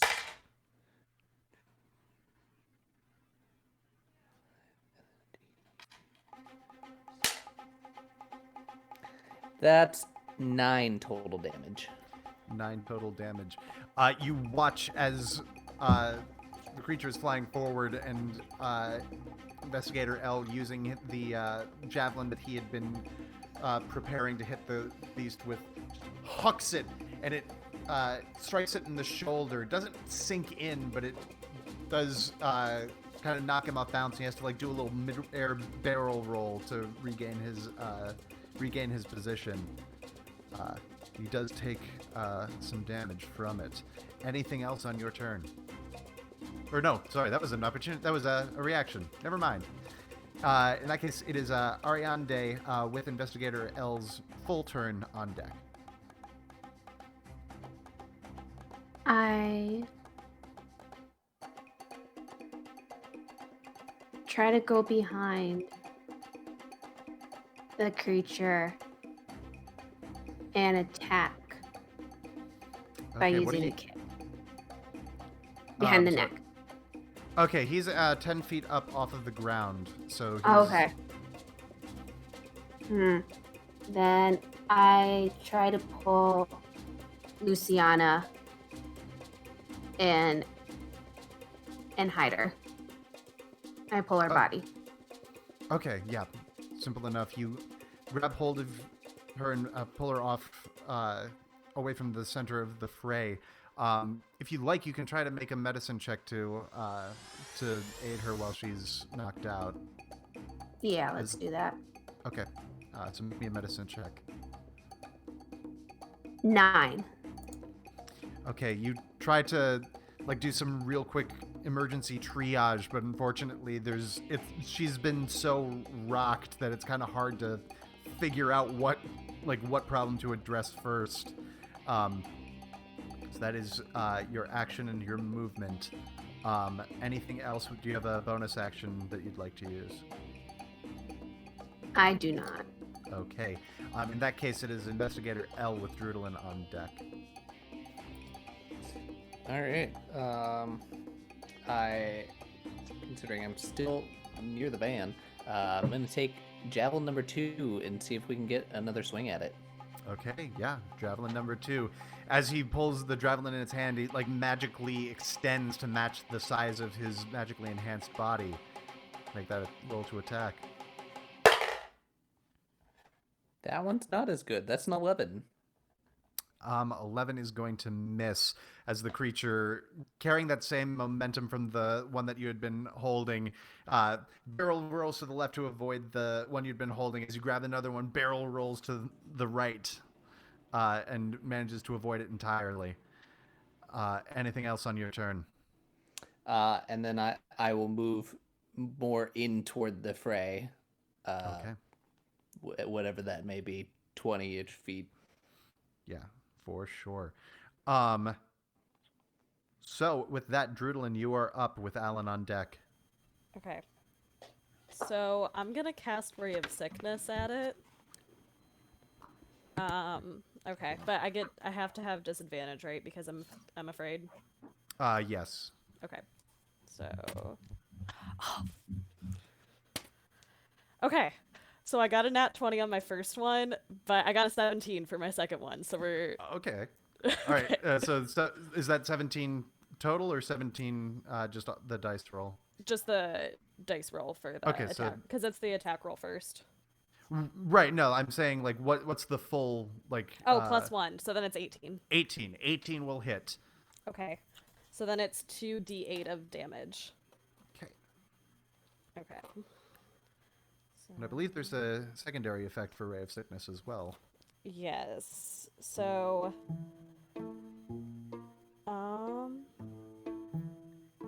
yeah, and then, and also the target must make a Constitution saving roll after the 2d8 of damage. After the 2d8. Okay, and then on a failed save, it is also poisoned till the end of the turn. Cool. Okay. So, alright, so that is going to be 13 total damage then. 13 total damage. Okay. And the con save is a 9.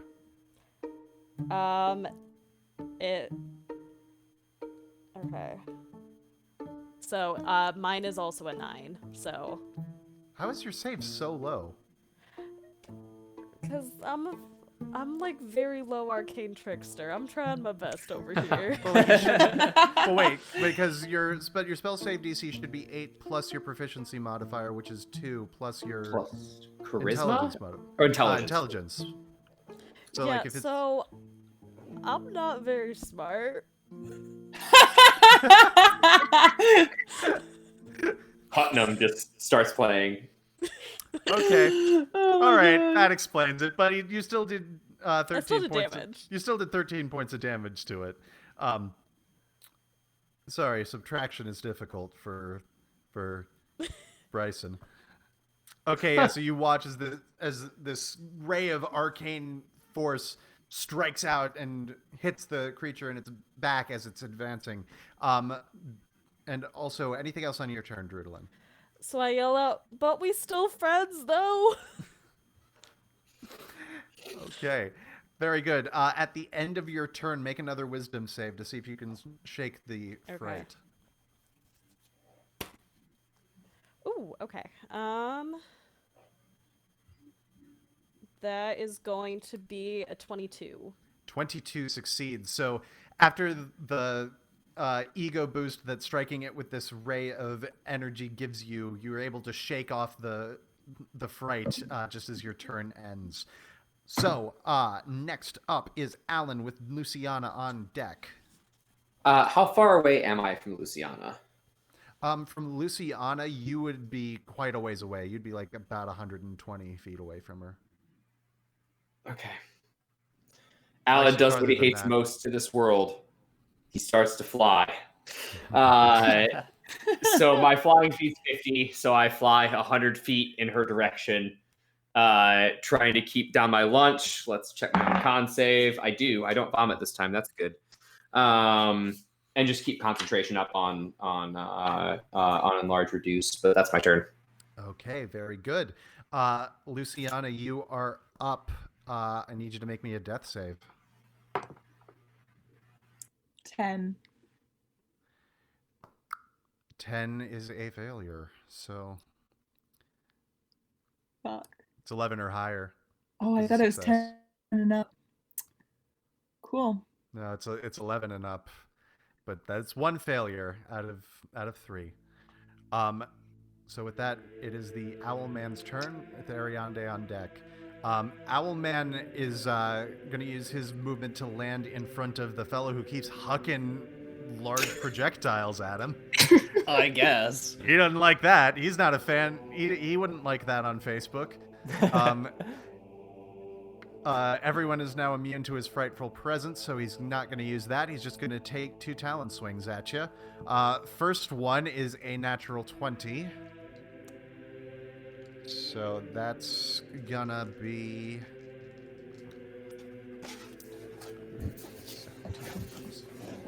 So that's 21 points of slashing damage. Whew. Owlman's rolling very well. Owlman is rolling quite well. I'm very surprised at how well Owlman is rolling. And the second one is still a that is still a 22 to hit. Oh, jeez. We're all gonna die. Yeah. So that he only rolled a 1 and a 2 on his damage dice though, so that is a 7 slashing damage. Ooh. Alright, I'm hanging in there, but barely. Okay. And he is going to, seeing how much damage those 2 strikes do, he's going to stand his ground there. And that is his turn. So Ariande, you are up with Investigator L on deck. How far am I away from the van? From the van, you would be about 120 feet. I am start going back to the van and try to get the cage. Because my skill is only hand-to-hand combat. Okay, so you're dashing towards the van. What is your speed again? I'm 40 feet. 40 feet, yeah. So you're able to get within 40 feet of the van. So next turn you'll be able to use your movement to get to the van. Okay. So, Investigator L, you are up with Drewdelynn on deck. Alright, seeing as Investigator L is stubborn and never one to back down from a challenge, we're gonna pull the rapier and see what we can do here. Yeah, you pull that rapier, see what you can do. Okay. Alrighty. That is a 17 to hit. 17 will hit. Hey. Am I still large? Yeah, you would be. Hey. Ooh, this is good. Hey, let's see, what's that? Quick math. 16 damage. 16 damage, very, very nice. Okay, anything else? Nope, that'll be it. We did what we came to do. Okay, in that case, Drewdelynn, you are up with Alan on deck. Okay. So then I'm gonna take out my short bow, and try to hit it, and then also can I use sneak attack on it? Yeah, if you hit, you'll get sneak attack damage because he is engaged with Investigator L, and you are no longer at disadvantage because you are no longer scared of it. Awesome. That is gonna be a 15 to hit. 15 just misses, unfortunately. Okay. So you pull out the bow and take aim, but it just it hits, but it like pings off of the shoulder, and it seems that this thing has some sort of natural armor that gives it a little bit of protection. Anything else on your turn? Can I just try and like wink at it or something? That just... You know what? Make a charisma check. Okay. Cool. That's a nat 1. No, not only does the arrow not miss it, it doesn't seem to find you cute. But I'm so cute. Yeah, but you know it's an objective term, and it's just doesn't seem to be it for it. I'm not cute to Owlman. It's okay. Yeah, you can write that down on your character sheet. Not cute to Owlman. They don't find 5-foot half elves with green pixie heads attractive. It's okay. Nah, just not his type. He's already weird enough. He doesn't really need a manic pixie dream girl, and that's kind of the vibe you're giving off. Okay, well. He's not into Ramona Flowers. No, yeah, he's a much more secure person than Scott Pilgrim is. Maybe it's blue. So with that, Alan, you are up with Luciana on deck. Yes, so I should be, 20, 30 feet away from Luciana at this point? Okay. I'm going to close the rest of that gap is it 20 or is it 30? This is important. I'd say it's 20. Great. I'm going to close the rest of the gap on foot. And try to stabilize her wounds. I'm going to look at her and say, seems to be humanoid enough. Pressure here should do. And that would be a 16. 16, yeah, that'll do it. So Luciana is stabilized. So she's still unconscious, but she no longer has to make death saves unless she takes more damage. Yay! Cool. Okay. And I'll shout to the rest of the group. The stoner's good. Okay.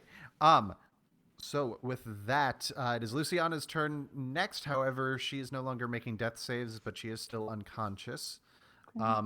So that brings us back up to the top with the Owlman and Ariande on deck.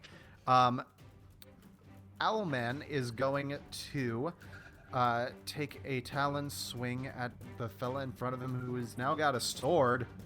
Yeah. He's not a fan of. That's okay. The pattern is broken because that's an 11. Hey, we're good. Okay. And that second one's a 26, though. That's not good. Yeah, it's very feast or famine for Owlman. Mr. Owlman. Mr. Owlman. So that is 11 points of slashing damage. And that'll down me. Okay. Seeing the investigator go down, the Owlman is going to fly over to Drewdelynn and is going to land in front of you. He has no more attacks, but he felt that arrow, even if it did not hurt him. But that is his turn. Ariande, you are up. I am still running towards the van to get the cage. Yep, you make it to the van with your 40 feet of movement. Awesome. So you still have your action and bonus action to do with as you wish. I would like to use the Step of the Wind Okay, and go back. yeah. So you run over to the van, you grab the cage, and you, hoisting the cage up and out of the van using Step of the Wind, you manage to get right back to where you were, which is about 20 feet away from where the Owlman is now. All right.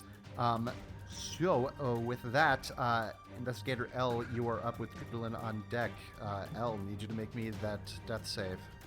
Alrighty. If I could get my landing space. 18. 18, that is a success, so mark off one success. And so with that, Drewdelynn, you are up with Alan on deck. Okay, it's right in front of me, right? Yeah, it's like right in front of you. Okay. Even though I look just like him. Okay, so I have my short bow already out.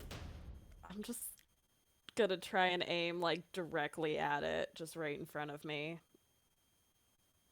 Okay. That's gonna be a 12, so... Yeah, no. I don't get any advantage even though it's right in front of me. No, in fact, by Okay. rules as written, it should be at disadvantage because you're using a ranged Yeah, weapon. I'm using a bow, yeah. But Okay. yeah, even if that, but like, it doesn't really matter if the first one's a 12.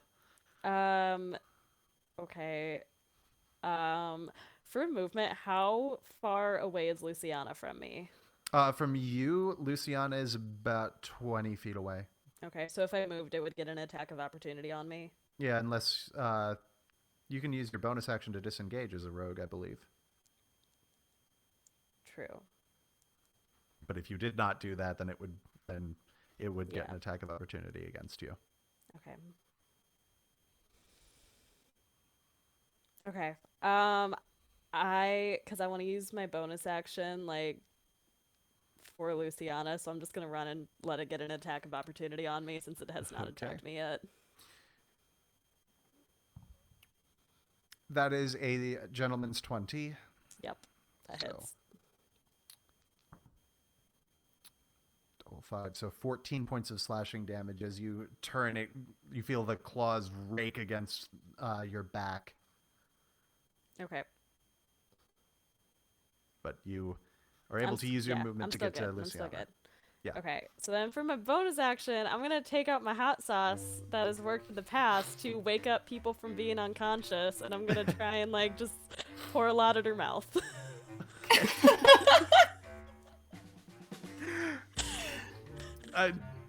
forget, how did Ross rule this? I think that they had to make like a Constitution saving roll or something like that, and if they failed, Then they woke up. Okay. Yeah. I'll have to improvise that DC and ask him what he said for the DC later. But we'll see how it goes. We'll see how it goes when it gets to her turn. I love it. Well, actually, let's just do it now because it's funny. Luciana, make me a Constitution save. Okay. Fail. Constitution 10. Yeah, I was thinking the number I was thinking of was 12. So you fail. So you wake up at 1 hit point, just feel this intense burning sensation in your mouth, a little bit mitigated by the amount of cannabis that you've consumed over the course of this evening. However, I'm just coughing. Yep. Okay. So that is Drewdelynn. Alan, you are up. Luciana, you are on deck. So just a quick look as I've been engaged the Owlman now several times. Yes. Does he have anything physically on his person? No, he doesn't look like he's wearing any clothing. He doesn't look like he's carrying any equipment. Okay. I'm gonna shout to the rest of the party I know they speak Halfling now. In Halfling, get them into the van. I'll distract him. I want to taunt the Owlman so he follows me, and I'm going to fly. Intimidation? Yeah, we'll call this intimidation. And I know he speaks common, or is that what he spoke in my head? No, you said it was in my brain. So yeah, I'm gonna try Harold Cochran again, and say, "Hey, bird for brains, bet you can't catch me." And that's an 11. Wasn't a very good taunt. Okay. And fly straight up 50 feet. Okay, yeah. So you hear this cawing, chirping language, and watch as Alan just bolts up into the air 50 feet. I do not vomit. Perhaps the most important question. Anything else on your turn? No. That intimidation took my action, right? Yeah, that would have taken. Okay, then yeah, nothing. Okay. So with that, Luciana, you are up. You are just barely conscious at 1 hit point. Yeah. Owlman is on deck. Okay. Okay. I'm gonna use bonus action healing word at just level 1. Give myself a little bit of something. Okay, that's 2 plus 3. Okay, so I've got 5 extra hit points. Woo! NOICE. Yeah. So that was my bonus action. I am going to take my action. Mm-hmm. I'm going to rely on what you say. My action is going to be a beast shape. I'm going to beast shape into a grizzly bear. And I'm running after this motherfucker. Okay, yeah. I would say that in grizzly bear form, you'd be able to get right up into melee with I've got 40 feet speed. Yeah, you'd definitely be able to get into melee. Okay, cool. But I've used my action already to change. So I'm just there and I'm just roaring. I'm roaring real loud at him. Just You're there, you're a bear, get Yep. used to it. Yep. Okay. So with that, it is the Owlman's turn. He was going to follow you, but now there's bear. So you have the bear's statistics and hit points and everything all pulled up, I assume? I do, yeah. Okay. So he is going to... Actually, what he's going to do is he's going to take a talon swipe at you, and then he's going to fly up to take a talon swipe at... Okay, so against your bear form, that is an 18. Yeah, that hits. Okay. That is 9 points of slashing damage to your bear form. And he rockets up into the sky to face you, Alan. And Does she get attack of opportunity? No, because he has flyby. As long as he is flying, when he flies out of an enemy's reach, he cannot take attacks of opportunity. But he rolled only a 14 with his talons to get you. On me? Yes. Oh, that still hits. I'm a wizard. My AC is 12. Okay. That's with mage armor. Yeah, I was about to say. Dang. Okay, so Dex -1, BB. So that is 14 points of slashing damage. Yikes! I'm still alive though. And I need you to make me a Constitution save to maintain concentration on enlarge. Oh, it's down because Investigator at 1 unconscious. Right? I believe it only goes. It only drops when you say it drops. Oh well, it dropped anyway. Okay. I rolled 3. So I the was unconscious a large body. unconscious man. Yeah, he was a very. Yep, as I have been many times in my life. So down below, the body shrinks back down to its normal size, and you are face to face with the Owlman in midair. But that is his turn. Ariande, you are up. Does this cage have a lock, or is it just already open? It's already open. Like there is a lock on it, but the door, like it's one of those ones where you close the door and the lock automatically locks. Okay. How far am I from those who are fighting the Owlman? So they are. So the Owlman is currently 50 feet in midair. So Okay. you are like more or less directly underneath them at this point. Okay. So I open the gate of the cage and yell out, "Bullseye, come on, it's open." And then once it comes in, I'll lock it. Okay, very good. With that, Investigator L, you are up with Drewdelynn on deck. L, make me that death save. Sweet, sweet death save. That sweet, sweet death save. That's a failure. Okay, so we are at 1 success, 1 failure on Agent L. Investigator L, my apologies. Very different. Drewdelynn, you are up with Alan on deck. We're gonna continue the short bow and try again. 19. 19 will hit. Okay, and then can I use sneak attack? You can use sneak attack because he is in melee with a friend. Okay. Alright, so then that is going to be an extra. So, quick question. So Yes. it's 1d6 damage plus 3 for the short bow. Do I get an extra 2d6 then on top of that? Yes, you'd roll 3d6 and add 3. Sweet. Okay.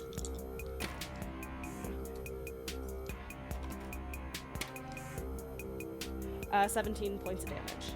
Nice. 17 points of damage.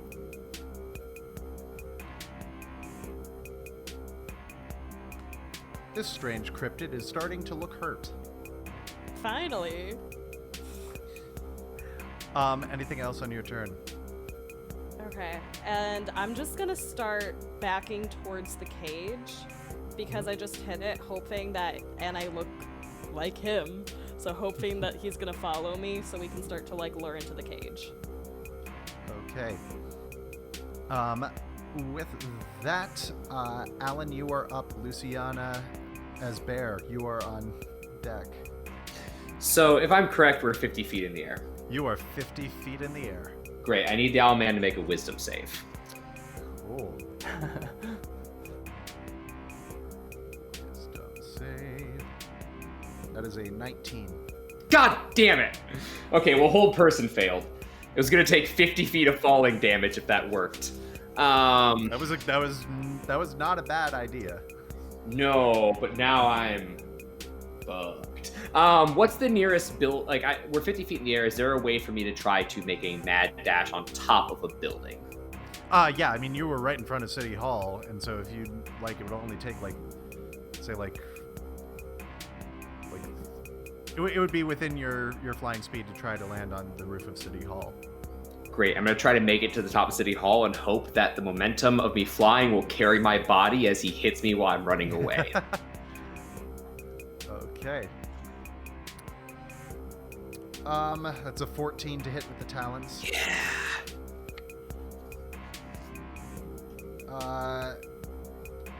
For 11 slashing damage. I am unconscious. Okay, I'll say as you lose your consciousness, make an acrobatics check just to see if you see if you manage to like use It the was my momentum intention. to faint. 13. With a 13, I'll say that you don't manage to quite, like, you're reaching for the lip of the building, and you, just as you lose consciousness, feel your hands grab air and you fall to the ground. But because it's not a weapon attack, I always get fuzzy on how these rules work exactly. I'm just gonna say you take 1 failed death save Okay. from hitting the ground. Okay. It's not as bad as it could have been. No, yeah, I was just like, I can never remember how the rules go, and I highly doubt that the player's handbook is like, here's what happens if you faint in midair. Yeah, right. But that is Alan's turn. Luciana as Bear, you are up. I'm holding my action until he gets within my melee range. Okay. And I'm just gonna roar as loud as I can to get his attention and be like, come at me. In fact, yeah, I say that to him in Bear. telepathic link, my mind link. I'm gonna say, come at me, bro. Okay. So, you, like those of you who are still conscious hear this loud grizzly bear roar. And it is his turn. And he, seeing/hearing this, is going to go into a dive and go to meet the bear, getting within your melee range, so make that attack of opportunity against Owlman. Well, this is my held action, so I get 2 attacks for this action. No, yeah, you are correct about that. You are correct about that. The first one is... Sorry, I shouldn't be swearing as much. The first one is only a 9 to hit. That's that my will bite. miss. Okay, and my claws. Oh, fucking shit. Natural 1. Ooh. God damn! Yes. God! Tough luck there. That's... Dice is going away. Okay. No, but it is his... It is his turn now. Yep. That is only 12 to hit on the first one. Yeah, that still hits. I keep saying only. I need to stop doing that. Yeah, you're making me feel Every time bad, I say man. yeah, no, like the intention is to make you feel good, but then you end up having a low AC, Yep. and it's just like, okay, that's 10 points of slashing damage. Okay. The second one, that's a 22. Fuck. Yep. You rolled real low on those damage dice, though, so that is 8 slashing damage. Okay. All right. But that is his turn. Ariande, you are up with Investigator L on deck. How far is the closest, like, patch of grass / garden? There's like a little, what do they call those? Like the strip of like grass and trees alongside the sidewalk. There's one of those not too far away.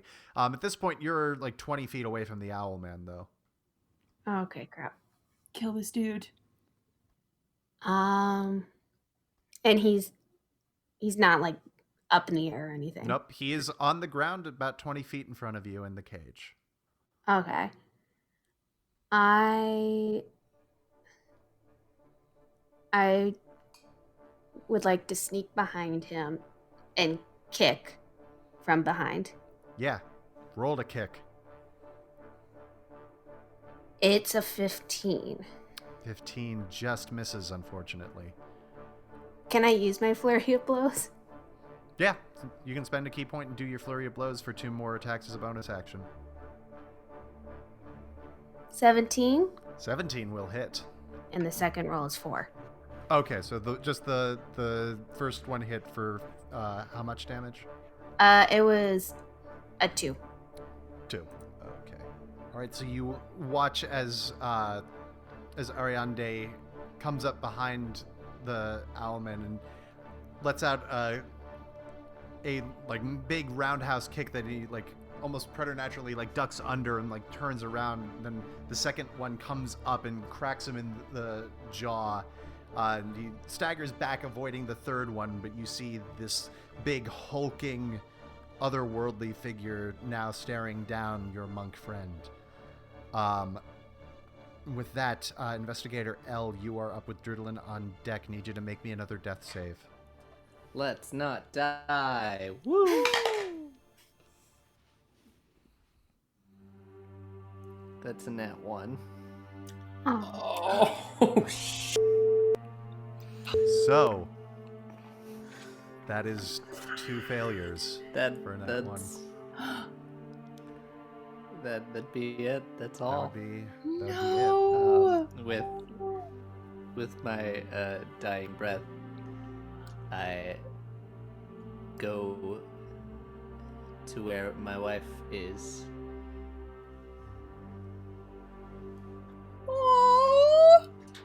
Oh, buddy. All right. Whoa. So, Drewdelynn, you are up. Okay, well, I'm stunned by this. Like, I didn't really like L, but this is sad. Okay, well, I don't have any heals or anything, so I'm just gonna keep attacking. Yep, you So do I'm have a right by bow. the cage.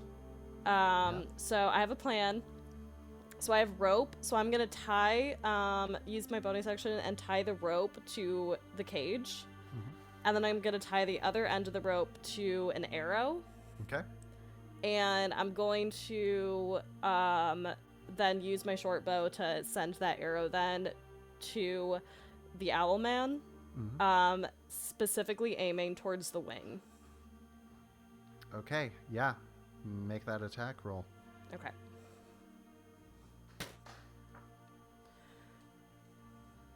$23. Yeah, that'll hit.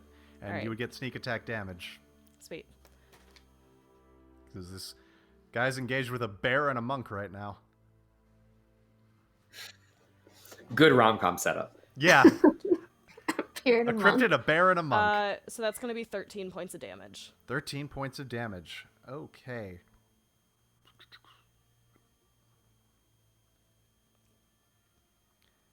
All right. You've still got your movement if you want to reposition yourself at all. Okay, I think just like, because like the arrow is like firmly wedged in the wing now, right? Oh yeah, it's sunk in there pretty good. Okay, so I'm just gonna, hands are on the rope now, so I can pull in at any moment. Okay. All right. And with that, Alan, you are up with Luciana on deck. Make me that death save. Oh, that fell off the table. Everyone's dead. 18. 18. That is one success. For the record, the app that I'm using to like keep track of everything now just is a big bar that says deceased. I've never seen that before. We're learning things. Yeah. Well, Welcome to the Cornquest podcast. yeah, you're welcome. Your welcome seems like a very cruel thing to say, but You're welcome. You're Yeah. dead. well, you're welcome. You're dead. It did. You're dead. So Alan succeeded on his death save. Luciana Bear, you are up. Yeah, I'm attacking it. I would in your situation. Natural most assuredly. 20. Nice. Nice. Yeah, that'll And yeah. that's my bite attack. So that's cool. 16 total then. for the bite 16 attack. Total. Yeah. Yeah, very nice. And Yeah, then- he's crunchy. You feel your bare teeth just crunch into his side. Yeah, I grind it. And I Doesn't taste very good. I don't but care. he's crunchy. and I spit it out, Owl and then I bones. go after him with my claws. That is not as good. 14. Yeah, that's gonna God damn it. miss. Is it not down yet? No, Guess not. he's getting there. He's a hardy boy. He's a very hardy boy. Yeah, and then, I'm gonna stay right there. Okay. So, after having taken quite a bit of damage, he is going to attempt to fly away. How long is that rope? 50 feet. 50 feet. I got hands on it though. Opportunity And it's attack? tied to the cage. And it is tied to the cage. I'm sorry? Opportunity attack? No, because he's flying. But he's Even only if he able to starts get in 50. melee range? Yeah. Yeah. Kill this thing. But he can, because of the length of the rope and the weight of that cage, he is only able to get 50 feet into the air and is still tethered by that rope. And that's going to be his turn because he would dash, but he can't get any farther than 50 feet away. Ariande, you are up with Drewdelynn on deck. Oh crap, he's 50 feet away. Yeah. Can I roll a persuasion check to have him come back closer to the cage? I only close hand-to-hand combat. You need to pick you up some darts or daggers or something. Can I I know. throw her a sword or something?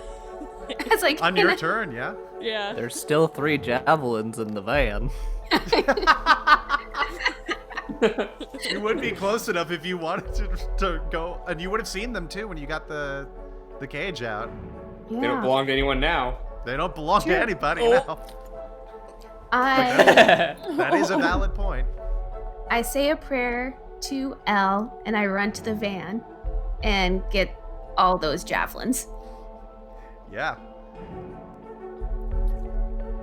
So, you have javelin. What would you like to do? Would you like to try to throw javelin? I like to throw the javelin. Okay. So I believe that I don't believe that monks have proficiency, so it would just be the attack roll plus your strength. Okay. 20. Natural or with the modifier? Natural 19. Okay. Plus 1. Okay. Plus that'll- 1. Yeah, that'll still hit though. Just because I don't have it in front of me, what is the damage die on a javelin? It is a 1d6 plus 5. Plus Or strength. well, so 1d6. Oh, yes. Yeah, so 1d6 plus 1 for this individual. So Ariande, roll that damage for me with the javelin. Yeah, so 4. So 4. Okay. Okay, yeah, so Owlman, now frantically trying to fly away, has a arrow and a javelin embedded in his back. He's had better days. Anything else on your turn? I say another blessing to L. L, wherever he is, hears and appreciates it. We do. Way to go. Way to go. Okay, Drewdelynn, you are up with Alan on deck. Okay. Gotta keep going with the short bow. It seems to be working. Okay. Alright. Ooh, nat 20. Okay, so this gets. Well, he's not in melee with anyone, so it gets less interesting. Yeah. Huh. No It's still a natural 20, so Yeah. still good. Ooh. So roll the damage die and add the max amount. Mm-hmm. So it's 1d6 plus 3 plus 6? Yeah. Okay, awesome. 11. 11. Is this dude still up? He is still up. God yes. damn. But he's heavily hurt at this point, He's right? very hurt right now. Okay, yes. so then I'm gonna grab onto the rope and just start pulling him in. Okay. Tell you what, make me a athletics check. Athletics? Okay.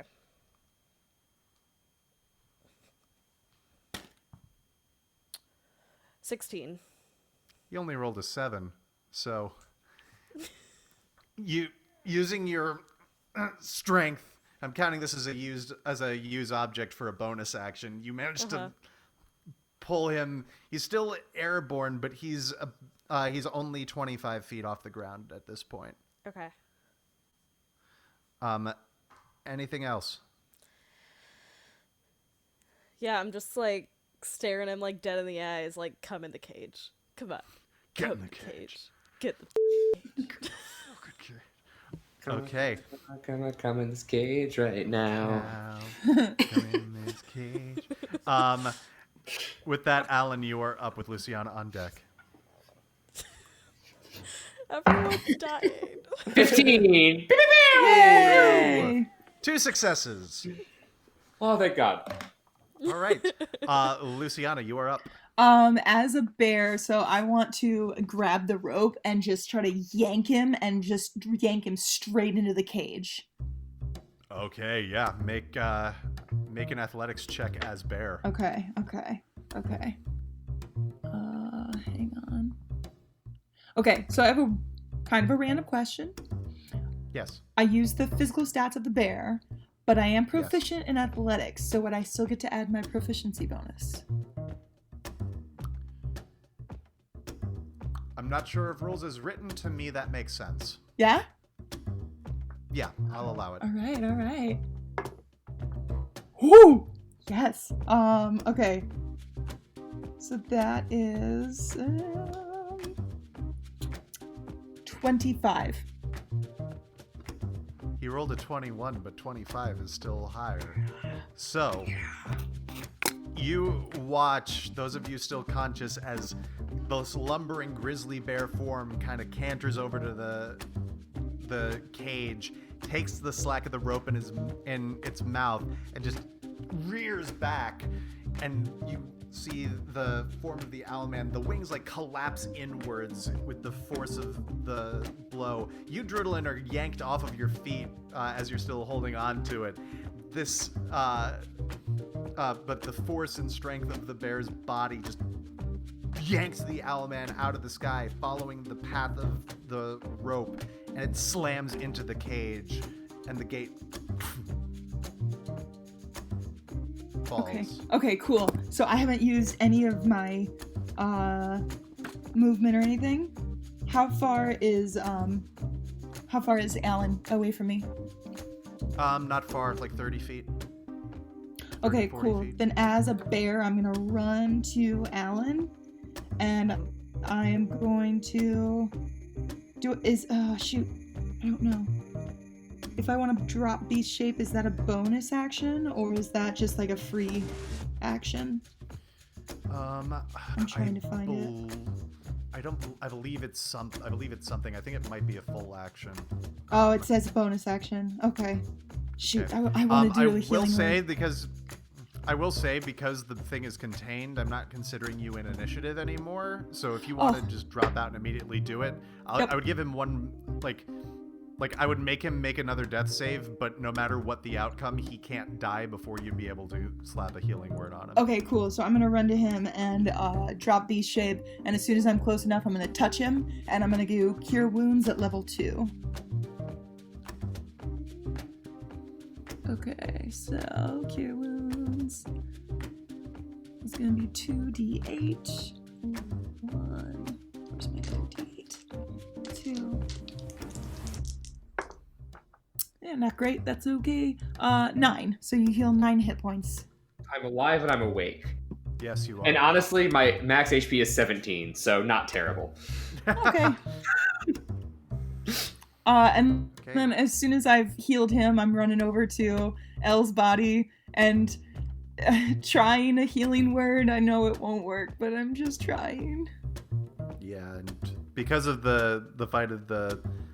Because of the, sort of the heat of battle, you would be the first one to fully register that he's not just out. He is gone.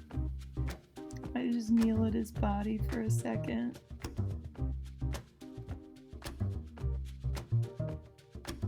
I wake up and register what's going on, I assume, as I take in the world around me. It's pretty easy to surmise what went down. And you hear Alan chuckle a little bit under his breath and goes, the The bastard finally did it, huh? Don't worry about that. We have 10 days. The council will decide whether his business is done or they'll bring him back. I assume he's probably with his family right now, and if he's dragged back, he will be, how shall we say, significantly unhappy. But that is not for me to decide. That is for our higher-ups at NOICE, whether his contract is complete. Please help me put his body back in the van. So he wanted to die? I wouldn't say actively, but he's probably not upset. He's a man of faith. He's in a better place. Okay. All right. Okay. I'll help you then. So Drewdelynn goes to help his body, but since she knows that it's not tragic that he died, she's just gonna search his pockets while she's Seriously? Seriously, Yeah. Drewdelynn? Yeah. No, people might not see this. If you're trying to Okay. be sneaky about it, you can make a sleight of hand Yes, check. I am. Yeah, make a sleight of hand check, girl. That's a 19. Anyone got a higher passive perception than 19? No. All right, Gonna yeah. rob my dead body. All right. Yeah, If so, you wanted to die, then it's not tragic, so it's fine. That's not what I said. I'm also That's how not she sure took that it. tracks. I'm also not sure that the logic of that tracks. But Elle, what did you have in your pockets? Yeah, let me just pull up my pockets here on my deceased screen. We have all of the gold from the contract. I have that. You That have would that? be- Okay, good. I'm the negotiator. You're the Okay. investigator, so I would Then have I got 80 gold, a rapier, a priest pack, a whole the holy symbol is on a shield that is also in the van. Probably would have helped in combat. And that's it. Okay. So I'm gonna take the 80 gold and the priest pack, just cause. Cool. You now have 80 gold in the priest pack. Sweet. Jesus. Despite what Alan said, you can tell he is actually quite torn up. In that he's put in a bad situation of either his friend comes back, but it's bittersweet because he's no longer with his family, or he loses his friend forever. He deals out the 100 gold to each of you. Here you go, as promised. The creature's alive, right? Yeah, the creature is still Great, alive. great. It's weird. As soon as the cage door fell, it suddenly stopped struggling, and now is just kind of sitting there,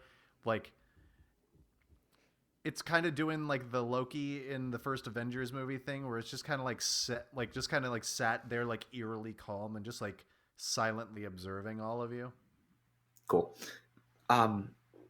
Thank you all. You have exceeded the expectations I set for you upon our meeting. I will be the first to admit that they were quite low, but you would have exceeded them even if they weren't. So thank you. I hope this gold can do you well, and I suppose this is where we part ways. Wait. Yeah, so I walk over to the cage, and I'm just gonna sit down cross-legged in front of him, and I'm gonna look right at him, and I'm gonna see if this works out loud in Quarry, in the language of Quarry. I'm gonna say, "Who are you, man?" Does he respond at all? He looks at you, and it's hard to read this thing's face because it's mostly just eyes and this kind of small malformed beak. He does not respond. Okay. I also say it in Undercommon. And I say, "Who are you, man?" Again, no No response. response. I take a nice long puff, and I blow it right in his face, and I walk away. I was rolling to see whether it would make him cough. He succeeded on the con save, though. Oh, also I take off my hat at this point, so I no longer look like another Owlman. This is not surprising to him in the least. And then I just kind of like do like a little shrug, like, sorry, I was the rogue the whole time. I'm gonna hand Drewdelynn a business card with a series of glyphs on it, and just like if you ever need the assistance of NOICE, feel free to reach out. That's our helpline, but it's not for general purpose, so please keep that to yourself. Tips, assistance, anything that you think could be useful to us or you need help with, don't hesitate to ring us through your stone, as it were. What did NOICE stand for again? National Occult Investigative Collaborative Ensemble. Nice, man. It's pronounced NOICE. Nice. No, NOICE. NOICE. Yeah, there you go. You've got it. Now only in cemeteries every day. Well, thank you, one half of law. Though I guess you just stay now. So what do you think this thing is, man? I don't know. I was hoping to gather something from communications, but that seems to have been a one-way street. We will do experiments. We will first speak to it, see if we can gather where it comes from on its own, but as you have all seen, it's not apt to communicate back. If we can gather where it's from, we can send it back. If not, we will do our best to pacify it so it can join our world. Upon failure there, we may have to eliminate the threat, though that is an absolute last resort. Alright. Okay. One last time, I gotta try it. I looked back at the thing, and in the telepathic thing, I say, in my mind link, I say, what happens in a week, man? I might be able to help. You hear back in your mind, nothing now. Alright. Well, ring if you need anything, or check out your local NOICE office. And with that, I get into the van, and I go to drive away. Okay. It's gonna leave us stranded there? Well, Okay. you did forget the 2 javelins. That is true. I got my javelins. They're mine now. Yeah, Did. Ariande, I'm not gonna try and steal those. That's all you. And side note, monks are proficient in javelins because they're simple Oh. ones. Oh, I looked it up. That's cool. that's good to know. Yeah, so you have those 2 javelins, and should you choose to use them in the future, we will remember that you are proficient in them. Nice. Enjoy. She gets it. We got paid 100 gold, right? Okay. Yeah, each one of you. Yeah, each person got 100. Okay. So, as you watch the NOICE van turn down the street and make its way out of Storm City, the remaining 3 of you stand in the chill of the autumn night here in front of City Hall and make your way home. And that's where we will end tonight's adventure in Storm City. Yay. The Vanguard will return on December 4th. Make sure to tune in next week for our special Thanksgiving episode.